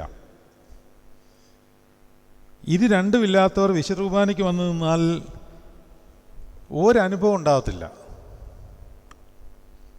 അത് പള്ളിയിൽ വന്നു എന്നൊരു സമാധാനം കിട്ടും. ഞാൻ പള്ളിയിൽ പോയി, ഞായറാഴ്ച പള്ളിയിൽ പോയി. പള്ളിയിൽ, ദേവാലയത്തിൽ, ആരാധനയിൽ ക്രിസ്തുവിൻ്റെ ശരീരത്തിൽ നീ ക്രിസ്തുവിനെ കണ്ടോ? അത് ശരീരത്തിലെ ഗോതമ്പപ്പത്തിനകത്ത് തെളിഞ്ഞു വരുന്ന രൂപമല്ലത്. നമ്മുടെ ഉള്ളിലേക്ക് നമ്മൾ അതിനെ എടുക്കുമ്പോൾ നമ്മുടെ ചങ്ക് പൊള്ളി, നമ്മുടെ ആ പൊള്ളുന്ന ഭാഗത്തെ ശീതളീകരിക്കുന്ന ഉയരത്തിലെ ശക്തിപ്രാഭവത്തെ അറിഞ്ഞോ? അങ്ങനെ ഒരുങ്ങി പ്രാർത്ഥനയിലും വചനധ്യാനത്തിലും നമസ്കാരങ്ങളും തികച്ചിട്ട് വരുന്നവന് ദേവാലയത്തിൽ കയറിയാൽ പിന്നെ വേറൊരു ചിന്ത ഇല്ല. അത് പള്ളിയുടെ ട്രസ്റ്റി ആണെങ്കിലും. പല പള്ളികളിലെയും ഭരണാധികാരികൾ വിശുദ്ധ കുർബാന സമയത്ത് ഓഫീസിലാണ്. എന്തുകൊണ്ടാണ്? പള്ളിയിൽ വരുന്നത് ആരാധനയല്ല പ്രധാനം, അവരുടെ ആരാധന ഓഫീസ് കാര്യമാണ്. പല സൺഡേ സ്കൂൾ ടീച്ചേഴ്സും പള്ളിയിൽ വരുന്നത് ആ കുഞ്ഞുങ്ങളെ അഭ്യസിക്കുന്നതിൻ്റെ രസത്തിലാണ്.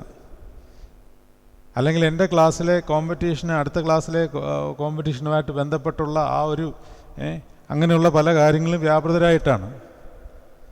ഇതിനൊരു വാക്കുണ്ട് മലയാളത്തിൽ, ഭക്തിരസം എന്നാണ് പറയുന്നത്. ഭക്തിരസം, അതിനകത്തൊരു രസമുണ്ട്. കുർബാന ചൊല്ലുന്ന അച്ഛൻ അവൻ്റെ ശബ്ദം എങ്ങനെ പൊങ്ങി താന്ന് അങ്ങ് ഉച്ചസ്ഥായിൽ കയറ്റി താഴെ സ്ഥായിലൊക്കെ കൊണ്ടുവന്ന് ചൊല്ലുന്നത് നല്ലതാണ്. അങ്ങനെ വരവുള്ളവരങ്ങനെ ചൊല്ലിക്കോട്ടെ. പക്ഷേ ആ ചൊല്ലുമ്പോൾ ആ ശബ്ദത്തിലേക്ക് നിങ്ങളെ ശ്രദ്ധ പോയാൽ, നിങ്ങളുടെ എന്ന് പറഞ്ഞാൽ ചൊല്ലുന്ന ആളുടെ ശ്രദ്ധ പോയാൽ, അവൻ അല്ലെങ്കിൽ ആ അച്ഛൻ ആരാധിക്കുന്നത് ആരെയാണെന്ന് പറയാമോ? ശബ്ദത്തെ അല്ല, അവനവനെ തന്നെയാണ് ആരാധിക്കുന്നത്. ഇതിനെയാണ് ജഡീക ആരാധന എന്ന് പറയുന്നത്. കർത്താവ് ശമരിയ സ്ത്രീയോട് പറഞ്ഞു, നിങ്ങൾ അറിയാത്തതിനെ ആരാധിക്കുന്നു, ഞങ്ങൾ അറിയുന്നതിനെ ആരാധിക്കുന്നു. ഇവിടെ വായിച്ചേ, ആടുകൾ അവൻ്റെ ശബ്ദം അറിഞ്ഞ് അവനെ അനുഗമിക്കുന്നു. അപ്പോൾ അറിയുമ്പോൾ ആരാധിക്കുന്ന ആരാധനയ്ക്ക് കർത്താവ് തന്നെ വ്യാഖ്യാനിക്കുന്നത്, ഞങ്ങളോ ആത്മാവിലും സത്യത്തിലും ആരാധിക്കുന്നു. ഈ ആത്മാവിലെയും സത്യത്തിലെ ആരാധനയാണ് ദൈവീകതയിലേക്ക് നമ്മളെ ഉയർത്തിക്കൊണ്ടു പോകുന്നത്. നമ്മുടെ ബോധങ്ങളും വിചാരങ്ങളും ഹൃദയങ്ങളും ഉയരങ്ങളിൽ ദൈവമായ കർത്താവിൻ്റെ വലത്തുഭാഗത്തിരിക്കുന്ന മശിഹാ തമ്പുരാനിൽ ആയിരിക്കണം. അപ്പോൾ അതിലേക്ക് ഉയർത്തിക്കൊണ്ടു പോകുവാൻ അറിഞ്ഞ് ആരാധിക്കണം. അറിഞ്ഞ് അവൻ്റെ ശബ്ദം കേട്ട് അവനെ അനുഗമിക്കുന്നു. അടുത്ത വചനം, അന്യന്മാരുടെ ശബ്ദം അറിയായ്ക കൊണ്ട് അവ അന്യനെ അനുഗമിക്കാതെ വിട്ട് ഓടിപ്പോകും. ഈ സാദൃശ്യം യേശു അവരോട് പറഞ്ഞു, എന്നാൽ തങ്ങളോട് പറഞ്ഞത് ഇന്നത് എന്ന് അവർ ഗ്രഹിച്ചില്ല. കയറുന്നില്ല. ഇത് നിങ്ങൾക്കോ നമുക്കോ എനിക്കോ മാത്രമുള്ള പ്രശ്നമല്ലിത്. ആഴത്തിലേക്കുള്ള കാര്യങ്ങൾ കയറില്ല. നമ്മൾ നേരത്തെ പറഞ്ഞതാണ്. ഇനി 9-ാം അധ്യായത്തിൽ അല്ലെങ്കിൽ 6-ാം അധ്യായത്തിൽ നമ്മൾ പഠിച്ചു കഴിഞ്ഞ കാര്യമാണ് അല്ലേ? കഠിന വാക്ക്, ഇതൊക്കെ കഠിന വാക്കാണ് എന്ന് പറഞ്ഞ് എല്ലാവരും വിട്ടുപോയി. ഇനിയിപ്പോൾ അധികം പേരൊന്നുമില്ല, 4, 5, 6 പേരോ 10, 11 പേരൊക്കെ ഉള്ളൂ. അതിൽ കുരിശിൻ്റെ ചോട്ടിൽ ഒരാളെ ഉണ്ടായിരുന്നുള്ളൂ. അപ്പോൾ 10,000 എണ്ണം കൂടിയിട്ട് അവസാനം ദൈവത്തിൻ്റെ യഥാർത്ഥ ജ്ഞാനം തിരിച്ചറിഞ്ഞ ഒറ്റ ഒരുത്തനെ ഉണ്ടായിരുന്നുള്ളൂ. ബാക്കിയെല്ലാം ചെറിപ്പോയി, ശിഷ്യന്മാരടക്കം. പെന്തിക്കോസ്തിയിലാണ് പിന്നെ അവർ ഒന്നിക്കുന്നത്, ഒരേ ആത്മാവിലാവുന്നത്. അതുവരെ അങ്ങോട്ട് ഈർഷ്യയും മണക്കമൊക്കെ ആയിരുന്നു ഇവർക്കും തന്നെ. അപ്പോൾ അന്യന്മാരുടെ ശബ്ദം അറിയായ്ക കൊണ്ട് അവർ അന്യനെ അനുഗമിക്കാതെ വിട്ടോടിപ്പോവും. എങ്ങനെയാണ് അന്യന്മാരുടെ ശബ്ദം അറിയായ്ക വരുന്നത്? നമുക്കിപ്പോൾ ലോകത്തിലെ ഒരുപാട് ശബ്ദങ്ങൾ പരിചിതമാണ്.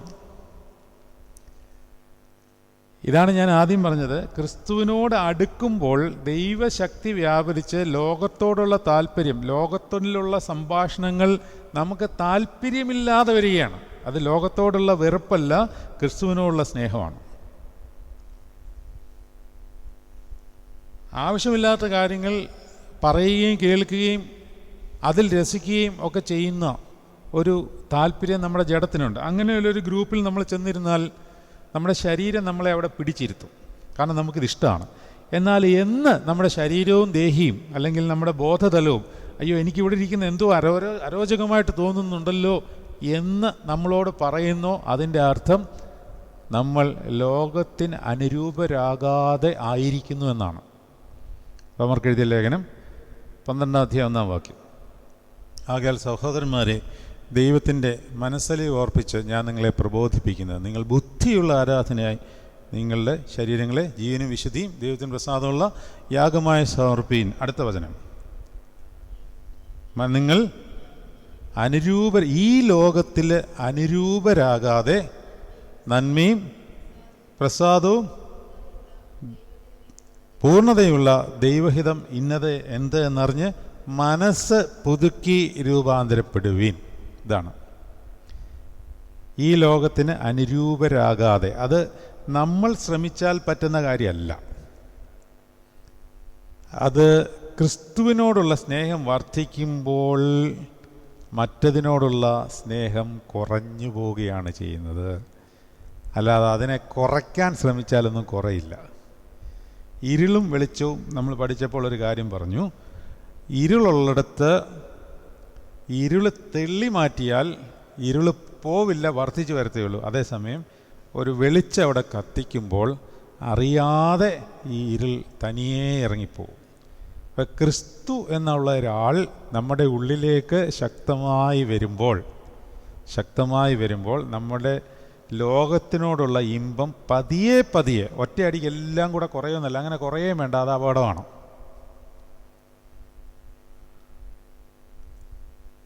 അത് കുറയുകയും വേണ്ട. ക്രിസ്തുവിനോടുള്ള സ്നേഹം വർദ്ധിക്കുമ്പോൾ അറിയാതെ സംഭവിച്ചു പോകുന്ന, അങ്ങനെ സംഭവിക്കുമ്പോൾ അന്യൻ്റെ ശബ്ദം, സാമീപ്യം കുറഞ്ഞു വരും, അവസാനം ഒട്ടും അറിയാതെ വരും. അങ്ങനെയുള്ളവൻ പിന്നെ ആരുടെ ശബ്ദമേ കേൾക്കൂ? ക്രിസ്തുവിൻ്റെ ശബ്ദം മാത്രമേ കേൾക്കുന്നുള്ളൂ. അതുകൊണ്ടാണ് പറഞ്ഞിരിക്കുന്നത്, അന്യന്മാരുടെ ശബ്ദം അറിയായ്ക കൊണ്ട് അവ അന്യനെ അനുഗമിക്കാതെ വിട്ടോടിപ്പോകുന്നു. ഇനി അന്യന്മാരെ പറ്റി നമുക്കൊന്ന് പഠിക്കണം. ആരാണ് ഈ അന്യന്മാർ? എവിടെയാണ് അവർ പ്രവേശിക്കുന്നത്? നമുക്ക് ഈ മുഴുവൻ തൊഴുത്തിനെയും വാതിൽ കാവൽക്കാരനെയും ആട്ടിടയനെയും ആടിനെയും കുറച്ചും കൂടെ ആഴത്തിലേക്ക് കൊണ്ടുപോകാം. ഇനി അങ്ങോട്ടാണ് നമ്മുടെ ശ്രദ്ധ. എന്താണ് ഇതിലെ ആഴത്തിലെ അർത്ഥം? എവിടെയാണ് ഈ മോഷണം നടക്കുന്നത് എന്നുള്ള കാര്യമൊക്കെ നമുക്ക് കുറച്ചും കൂടെ വിശദമായിട്ടൊന്ന് പഠിക്കാം. നമ്മുടെ ശത്രു ആരാണ്? നമ്മുടെ ശത്രു ആരാണ്? പിശാചാണ്, അല്ലേ? നമ്മുടെ ശത്രുവായ പിശാച് അലറുന്ന സിംഹം പോലെ ആരെ വിഴുങ്ങേണ്ടു എന്ന് തിരഞ്ഞു നടക്കുന്നു എന്നാണ്. അങ്ങനെ ആകുമ്പോൾ ഞാൻ വേറെ കാര്യം ചോദിക്കട്ടെ, ശത്രുക്കളെ സ്നേഹിപ്പീൻ, നിങ്ങളെ ഉപദ്രവിക്കുന്നവർക്ക് വേണ്ടി പ്രാർത്ഥിക്കുവീൻ എന്ന് പറയുന്നതോ? അപ്പോൾ ആ ശത്രു ഏതാണ്? അപ്പോൾ ഇതെല്ലാം അതാണ് പറയുന്നത്. ഇതെല്ലാം കൃത്യമായിട്ട് മനസ്സിലാക്കാനുള്ള വ്യാഖ്യാന ആ വിവേകം നമുക്ക് വേണം. ഇനിയും ശത്രുവിനകത്ത് മറ്റൊരു മീനിങ് കൂടെ ഉണ്ട്. ശത്രുക്കളെ സ്നേഹിപ്പീൻ എന്ന് പറയുമ്പോൾ നിങ്ങളെ ഉപദ്രവിക്കുന്നവർ നിങ്ങളുടെ ശത്രുക്കളാകാം. നിങ്ങളുടെ ഉപദ്രവിക്കുന്നവർക്ക് വേണ്ടി പ്രാർത്ഥിപ്പീൻ എന്ന് പറയുമ്പോഴാണ് അത് പൂർണ്ണമാകുന്നത്. നിങ്ങളെ ഉപദ്രവിക്കുന്നവർ അനേകരുണ്ടാകാം, അവർക്ക് വേണ്ടി പ്രാർത്ഥിപ്പീൻ. നിങ്ങൾക്ക് അവരോട് ശത്രുത്വം പാടില്ല. നിങ്ങളോട് ശത്രുത്വം ആവാം, അങ്ങനെ അറിഞ്ഞാൽ അങ്ങോട്ട് പോയി നേർന്നു കൊള്ളണം എന്നൊക്കെയാണ് ഞാൻ പറഞ്ഞില്ലേ. ആധ്യാത്മികതയുടെ ഉയർച്ചയിലേക്ക് പ്രവേശിക്കുമ്പോൾ ഇത് താഴെ നിൽക്കുന്നവർക്ക് ഇത് വലിയ പ്രയാസമുള്ള സംഗതിയായിട്ട് തോന്നും. അത് പഠിച്ചു കഴിയുമ്പോൾ, അതിലേക്ക് എത്തിക്കഴിയുമ്പോൾ കൃപയാൽ ഇതെല്ലാം വളരെ എളുപ്പമാണ്. ആധ്യാത്മികതയുടെ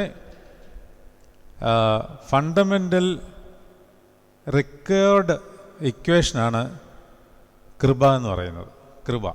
കൃപയാലാണ് എല്ലാം വരുന്നത്. താഴെ നിന്ന് നോക്കുമ്പോൾ വളരെ അപ്രാപ്യമായിട്ട് തോന്നുന്ന സംഗതി വളരെ എളുപ്പം സാധിക്കും. സഹോദരന്മാർക്ക് എങ്ങനെയാണ് സഹതാമരണം സാധിക്കുവാൻ കഴിഞ്ഞത്?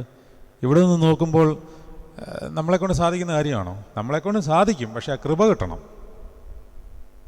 അല്ലെങ്കിൽ 1-ാം ക്ലാസ്സിൽ പഠിച്ചിരിക്കുന്നവന് 10-ാം ക്ലാസ്സിലെ കണക്ക് കണ്ട് കണ്ണും തള്ളിയിരിക്കുക എന്നുള്ളതേ ഉള്ളൂ, അവനൊന്നും മനസ്സിലാകത്തില്ല. പക്ഷേ അവൻ 2-ാം ക്ലാസ്സിലായി, 3-ാം ക്ലാസ്സിലായി, 4-ാം ക്ലാസ്സിലായി, 10-ാം ക്ലാസ്സിലായി കഴിയുമ്പോൾ അവനത് വളരെ നിസ്സാരമായിട്ട് ചെയ്യും. പക്ഷേ 1-ാം ക്ലാസ്സിൽ നിന്ന് നോക്കുമ്പോൾ അവൻ അപ്രാപ്യമാണിത്, ഒന്നും മനസ്സിലാകത്തില്ല. അല്ലെങ്കിൽ 10-ാം ക്ലാസ്സിൽ പഠിക്കുന്ന ഒരുവൻ MSc മാത്തമാറ്റിക്സിലെ ഇക്വേഷൻ സോൾവ് ചെയ്യുന്നത് കണ്ട് അവന് കണ്ണും തള്ളിയിരിക്കാമെന്നുള്ളതേ ഉള്ളൂ. അല്ലെങ്കിൽ ഒരു മജീഷ്യൻ മാജിക് കാണിക്കുമ്പോൾ നമ്മൾ അത്ഭുത സ്തബ്ധരായിരിക്കുന്നു.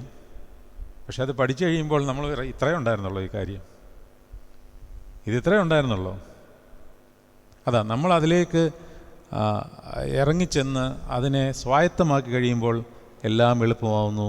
ആധ്യാത്മികതയിൽ അത് സാധിക്കുന്നത് കൃപ പെരുകുമ്പോഴാണ്, കൃപ വർദ്ധിച്ചു വരുമ്പോഴാണ്. അപ്പോൾ നമ്മളുടെ ആത്മാവ് ആണ് ഇവിടുത്തെ ആട്. മോഷ്ടിപ്പാനും അറുപ്പാനുമാണ് കള്ളൻ വരുന്നത്. എന്ത് മോഷ്ടിക്കുവാനാണ്? നമ്മുടെ ആത്മാവിനെ മോഷ്ടിച്ചെടുക്കുവാനാണ് വരുന്നത്. അവന് വേണ്ടത് ദൈവത്തിൻ്റെ ആത്മാവിനെയാണ്. കാരണം ആത്മാവിനെ സൃഷ്ടിച്ചുണ്ടാക്കിയത് ആരാണ്? ആത്മാവിൻ്റെ സൃഷ്ടാവ്? എടുക്കൂ, സക്രിയയുടെ പുസ്തകം 12-ാം അധ്യായം 1-ാം വാക്യം വായിക്കാമോ? 1-2 വാക്യങ്ങൾ. 1-ാം വാക്യം, സക്രിയയുടെ പുസ്തകം 12-ാം അധ്യായം 1-ാം വാക്യം.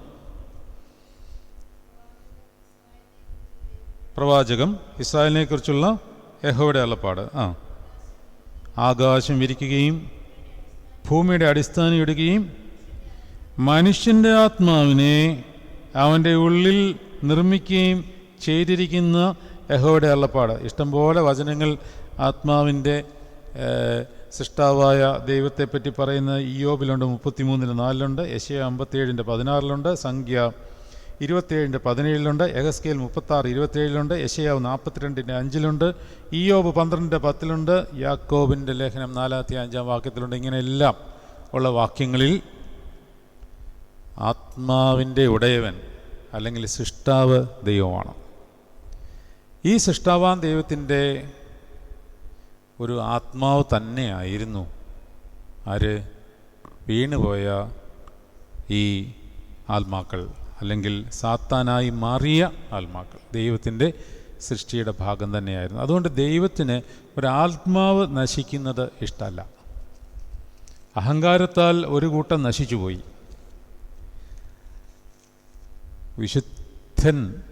ഒരു വിശുദ്ധൻ പറയുന്നത്, ഞാനത് നേരത്തെ പറഞ്ഞിട്ടുണ്ടെന്ന് തോന്നുന്നു, കർത്താവിൻ്റെ സ്നേഹത്തെ നമ്മളെല്ലാം ഒരു ലിമിറ്റ് വെച്ചാണ് കണ്ടിട്ടുള്ളത്. പലപ്പോഴും എന്നോട് സ്നേഹമുണ്ട്, കൂടി വന്നാൽ എൻ്റെ കൂടെ നിൽക്കുന്നവരോടും കർത്താവിന് ഇഷ്ടമുണ്ട്, സ്നേഹമുണ്ട്. അവിടെ വരെ നമുക്ക് കർത്താവിൻ്റെ സ്നേഹത്തെ കാണുവാൻ പറ്റുന്നുള്ളൂ. അതിൻ്റെ അപ്പുറത്തോട്ട് കർത്താവ് ഒരാളെ രക്ഷപ്പെടുത്തുന്നത്, മുടിയനായ പുത്രൻ രക്ഷപ്പെടുന്നത് മൂത്ത പുത്രന് സഹിക്കാത്ത പോലെ നമുക്കും സഹിക്കാതെ അല്ല എന്നുള്ളതാണ് സത്യം.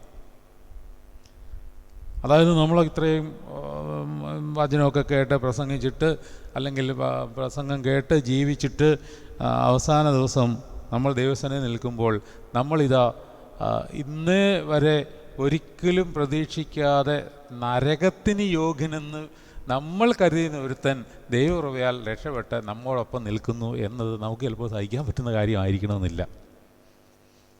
നമ്മളൊന്ന് ലിമിറ്റ് വെച്ചിരിക്കുക. ഞാൻ പറഞ്ഞുകൊണ്ട് വന്നത് വേറൊരു കാര്യം പറയാനാണ്. അതായത് യേശുവിൻ്റെ സ്നേഹം, ക്രിസ്തുവിൻ്റെ സ്നേഹം എന്ന് പറയുന്നത് പിശാച് പോലും രക്ഷപ്പെടണമെന്നുള്ളതാണ്. നമുക്ക് ആ സ്നേഹത്തിൻ്റെ അതിർത്തി ചിന്തിക്കാൻ പറ്റില്ല. അതുകൊണ്ടാണ് നമ്മളെല്ലാം പിശാച് നശിച്ച് നാറാണക്കല്ലാകണം എന്ന് വിചാരിക്കുന്നവരല്ലേ? അങ്ങനല്ലേ? അല്ലാതെ കർത്താവിൻ്റെ സ്നേഹത്തിൻ്റെ വ്യാപ്തിയെ അതുപോലെ നമ്മൾ ഉൾക്കൊണ്ടിട്ടൊന്നുമില്ലല്ലോ. ഉണ്ടോ? ഇങ്ങനെയൊന്നും ചിന്തിച്ച് നോക്കിയാൽ നമുക്ക് ഒരിക്കലെങ്കിലും നമുക്ക് അങ്ങനെ ചിന്തിക്കാൻ പറ്റുമോ? കർത്താവിനെ ഇത്ര ഭീകരമായിട്ട് യഹൂദന്മാരുടെ ഉള്ളിലേക്ക് കയറി ഉപദ്രവിച്ച പിശാച് രക്ഷപ്പെടണമെന്നാണ് കർത്താവ് ആഗ്രഹിക്കുന്നതെന്ന് ഞാൻ പറയുമ്പോൾ നിങ്ങൾക്കത് ഉൾക്കൊള്ളാൻ പറ്റുന്നുണ്ടോ? എന്നാൽ ക്രിസ്തു സ്നേഹം അങ്ങനെയാണ്. നമുക്കതിനെ ഒന്നും വ്യാഖ്യാനിക്കുവാനോ അതിന് ലിമിറ്റ് ഇടുവാനോ ഒന്നും സാധ്യമല്ല.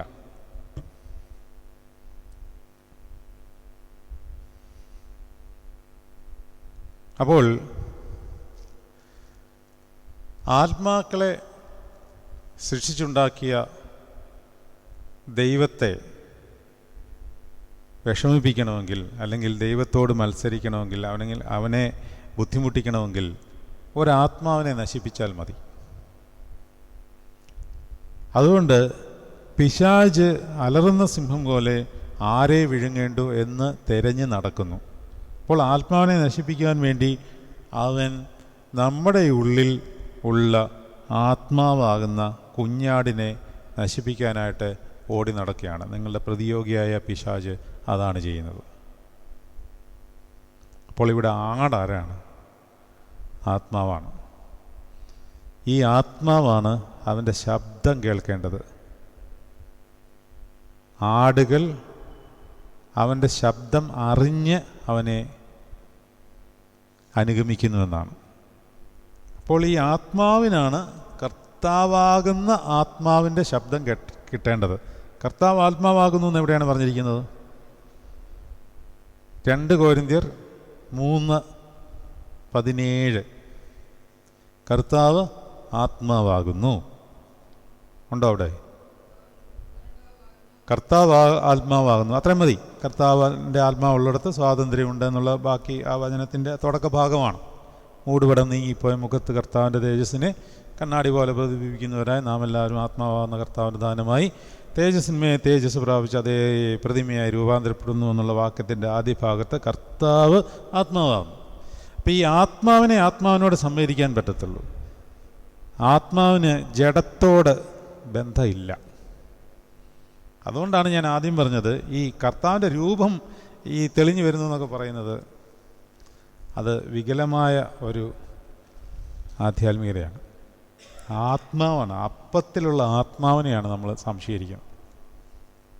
അതാണ് കർത്താവിൻ്റെ ശരീരം.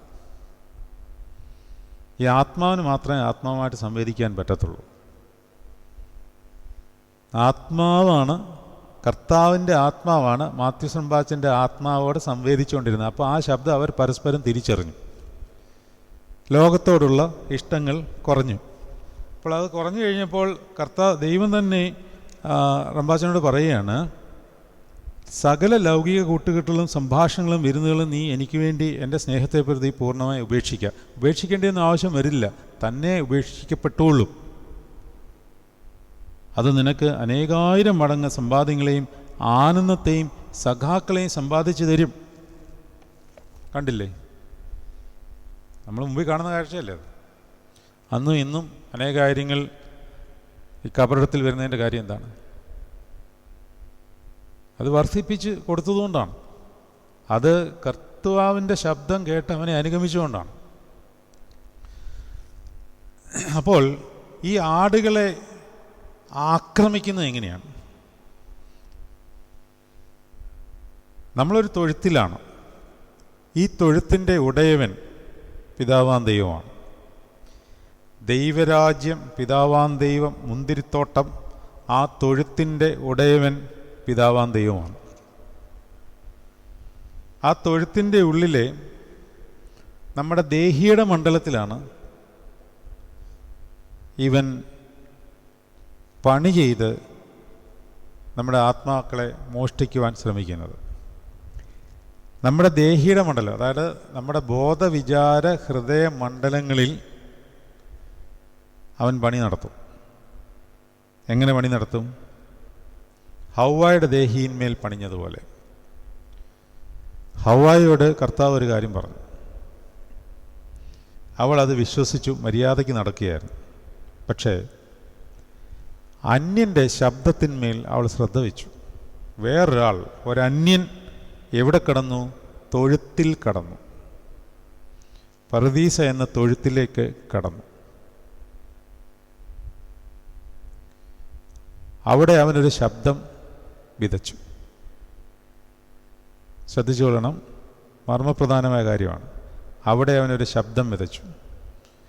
അവിടെ ഓൾറെഡി ഒരു ശബ്ദം വിതച്ചിട്ടുണ്ടായിരുന്നു, പക്ഷെ അതിനൊരു വേലി കെട്ടിയ ശബ്ദമായിരുന്നത്.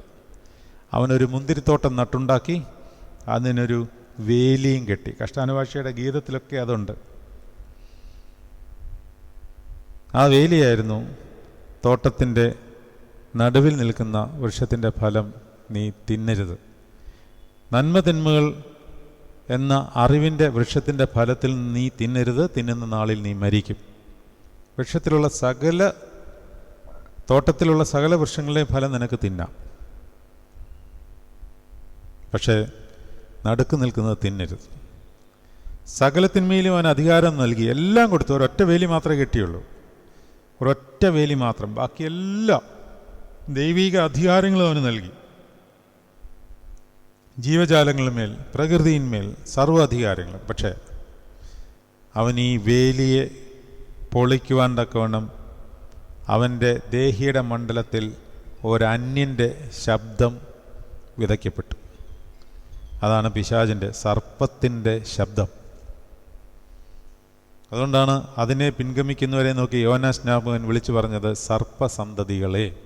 അന്യൻ്റെ ശബ്ദം അനുഗമിക്കുന്നവരെ വിളിക്കുന്ന പേരാണ് സർപ്പസന്തതികൾ. അപ്പോൾ ആദ്യം വിതച്ച വിത്ത്, ആദ്യത്തെ ശബ്ദം, അതായത് ആദ്യത്തെ വചനിപ്പ്. രണ്ടാമത്തെ അന്യൻ്റെ ശബ്ദത്തെയാണ് പിതാക്കന്മാർ വിളിക്കുന്നത്. നിങ്ങൾ പറയണം, ഞാനിത് പലതവണ പറഞ്ഞു തന്നിട്ടുണ്ട്. എന്താണ്? അപകടവചനിപ്പ്. ഇതാണ് അപകടവചനിപ്പ്. ഇനിയും ഒരു വചനിപ്പോടുണ്ട്. പരിശുദ്ധ ദൈവമാതാവിന് ഗബ്രിയേൽ ദൂതൻ മുഖാന്തരം പിതാവാൻ ദൈവം കൊടുത്ത വചനിപ്പിൻ്റെ പേരാണ് സമാധാന വചനിപ്പ്. അതുതന്നെ, സമാധാന വചനിപ്പ്. ആദ്യ മാതാവായ ഹൗവ ഉപേക്ഷിച്ച് കളഞ്ഞതായ ആദ്യ സത്യവചനിപ്പിൻ്റെ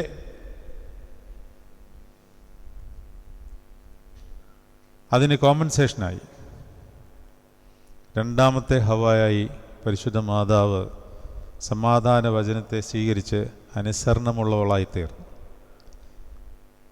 അപകടവചനത്തിൽ അനുസരണം നശിച്ച് അവിശ്വാസത്തിലേക്ക് പോയപ്പോൾ സമാധാന വചനത്തിൽ അനുസരണത്തോടുകൂടി വിശ്വാസത്തിലേക്ക്, അല്ലെങ്കിൽ അനേകരെ വിശ്വാസത്തിലേക്ക് കൊണ്ടുവരുവാൻ പരിശുദ്ധ മാതാവ് കാരണമായി തീർന്നു.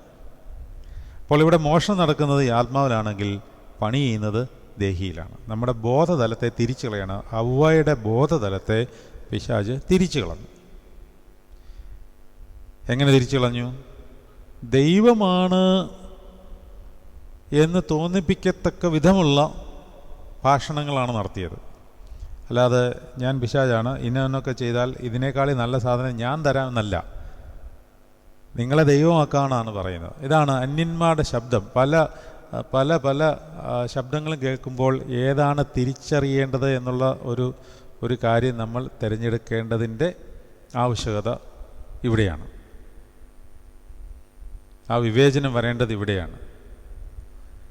പക്ഷേ ഈ ദേഹിയിൽ പണി ചെയ്യുമ്പോൾ ദേഹിയിലേക്ക് പ്രവേശിക്കുവാൻ അവൻ ദ്വാരമിടുന്നത് ദേഹത്തിലാണ്. അതുകൊണ്ട് ആ ദ്വാരത്തെപ്പറ്റി മാത്രം ചെറുതായിട്ട് നമുക്കൊന്ന് പറഞ്ഞിട്ട് നമുക്ക് ഇന്നത്തെ സെഷൻ അവസാനിപ്പിക്കാം. നമുക്ക് യെഹെസ്കേലിൻ്റെ പുസ്തകം 8-ാം അധ്യായം നമ്മളവിടെ ഒന്ന് ശ്രദ്ധിച്ച് വായിക്കേണ്ട ഒരു കാര്യം. യെഹെസ്കേലിൻ്റെ പുസ്തകം 8-ാം അധ്യായം 7-ാം വാക്യം മുതൽ. അവൻ എന്നെ പ്രാകാരത്തിൻ്റെ വാതിൽക്കൽ കൊണ്ടുപോയി. ഇനി ഈ പ്രാകാരം എന്ന് പറയുന്നത് നമ്മുടെ ശരീരമായിട്ട് നമ്മളതിനെ കാണണം. ശരീരം. അവൻ എന്നെ പ്രാകാരത്തിൻ്റെ വാതിൽക്കൽ കൊണ്ടുപോയി. ഞാൻ നോക്കിയപ്പോൾ ചുവരിൽ ഒരു ദ്വാരം കണ്ടു. അവൻ എന്നോട്, മനുഷ്യപുത്ര, ചുവർ കുത്തി തുറക്കുക എന്ന് പറഞ്ഞു. ഞാൻ ചുവർ കുത്തി തുറന്നാറെ ഒരു വാതിൽ കണ്ടു. അവൻ എന്നോട്, അകത്ത് ചെന്ന് അവർ ഇവിടെ ചെയ്യുന്ന വല്ലാത്ത മ്ലേച്ഛതകളെ നോക്കുക എന്ന് കൽപ്പിച്ചു. ഇനി താഴോട്ട് അവിടെ നടക്കുന്ന മ്ലേച്ഛതകളെ പറ്റിയുള്ള വിശദീകരണമാണ്. ഇവിടെ നമ്മൾ പഠിക്കേണ്ട ഒരു കാര്യം, നമ്മുടെ ദേഹിയുടെ മണ്ഡലത്തിൽ അഴുക്കുണ്ടോ എന്നറിയുവാൻ ശരീരത്തിൽ ദ്വാരമിടണം. ശരീരത്തിൽ ഓൾറെഡി 5 ദ്വാരങ്ങളുണ്ട്. നമ്മുടെ പഞ്ചേന്ദ്രിയങ്ങൾ ഈ പ്രാകാരത്തിൻ്റെ ദ്വാരങ്ങളാണ്. അതിൽ കൂടിയാണ് മ്ലേച്ഛതകൾ അകത്തേക്ക് പ്രവേശിക്കുന്നത്. നമ്മുടെ കണ്ണ്, നമ്മുടെ മൂക്ക്, നമ്മുടെ നാക്ക്, നമ്മുടെ ചെവി, നമ്മുടെ ത്വക്ക്. ഇപ്പം നമ്മൾ മൗനം എടുത്തിരിക്കുന്ന കാലഘട്ടമാണെന്ന് വിചാരിക്കുക. അല്ലെങ്കിൽ നമ്മൾ ആരോടും അശുദ്ധ വാക്കുകളൊന്നും പറയില്ല. മൗനം എടുക്കുക എന്ന് പറഞ്ഞാൽ ഞാൻ അത്രേ ഉദ്ദേശിച്ചുള്ളൂ കേട്ടോ. നമ്മൾ ആരോടും ഉപദ്രവിക്കാനും പോകുന്നില്ല, നമ്മൾ വലിയ ബഹളത്തിനൊന്നും പോകുന്നില്ല, അശുദ്ധ വാക്കുകൾ പറയുന്നില്ല, സ്നേഹത്തോടുള്ള സംഭാഷണങ്ങളേ ഉള്ളൂ. പക്ഷേ നമ്മൾ അശുദ്ധ കാര്യങ്ങൾ കേൾക്കുവാൻ നമ്മുടെ ചെവിക്ക് ഇൻട്രസ്റ്റ് ഉണ്ടെങ്കിൽ ഈ വായ അടച്ചു വെച്ചത് പോയി. നിങ്ങൾ ന്യായപ്രമാണം സകലവും പൂർത്തീകരിച്ചിട്ട് ഒന്നിൽ മാത്രം തെറ്റിപ്പോയാൽ ന്യായപ്രമാണത്തിലെ മുഴുവൻ തെറ്റിപ്പോയതുപോലെയാണ്. എന്ന് പറഞ്ഞാൽ എൻ്റെ കൃപ പോയി എന്നർത്ഥം. നോക്കണ്ട, ഇങ്ങോട്ട് ശ്രദ്ധിച്ചോ, ആ കൃപ പോയി എന്നാണ് അർത്ഥം. അതായത് നമ്മൾ വളരെയധികം ശ്രദ്ധയോടുകൂടി നമ്മുടെ വാക്കുകളെ നിയന്ത്രിച്ചു. പക്ഷേ ഇന്ന് നമ്മളൊരു ന്യൂസ് ചാനൽ കണ്ടാൽ മതി, അല്ലെങ്കിൽ ഇപ്പോൾ ഞാൻ കണ്ടിട്ടില്ല, ഈ ഒരു പരിപാടി ഇറങ്ങിയിട്ടുണ്ട്, ബിഗ് ബോസ്. പോയി മുഴുവൻ ഇന്ദ്രിയങ്ങളുടെയും ശക്തി പോകും. നമ്മൾ കണ്ണുകൊണ്ട് മാത്രമേ കാണുന്നുള്ളൂ, അല്ലെങ്കിൽ ചെവി കൊണ്ട് കേൾക്കുകയും ചെയ്യുന്നു. നമ്മൾ വല്ല മിണ്ടാതിരുന്നാലും മുഴുവൻ കൃപയും പോകും. അതുകൊണ്ട് ശരീരത്തിലെ ദ്വാരം, അതിനൊരു നിയന്ത്രണം കൃത്യമായി വെച്ചാൽ, എന്ന് പറഞ്ഞാൽ അതിനെ ഒന്ന് കുത്തി തുറന്നാൽ അത് പെയിൻഫുള്ളാണ്. കണ്ണടയ്ക്കേണ്ടിയിടത്ത് അടയ്ക്കുക, തുറക്കേണ്ടിയിടത്ത് മാത്രം തുറക്കുക. ചെവിയും അതുപോലെ. അത് ബുദ്ധിമുട്ടുള്ള കാര്യമാണ്. അതാണ് എസ്കേൽ പ്രവാചകനോട് പറയുന്നത്, നീ പ്രാകാരത്തിൽ ദ്വാരം ഇടണം. എന്ന് പറഞ്ഞാൽ നിൻ്റെ ശരീരത്തിൽ ഒരു ദണ്ഡനം എടുക്കണം.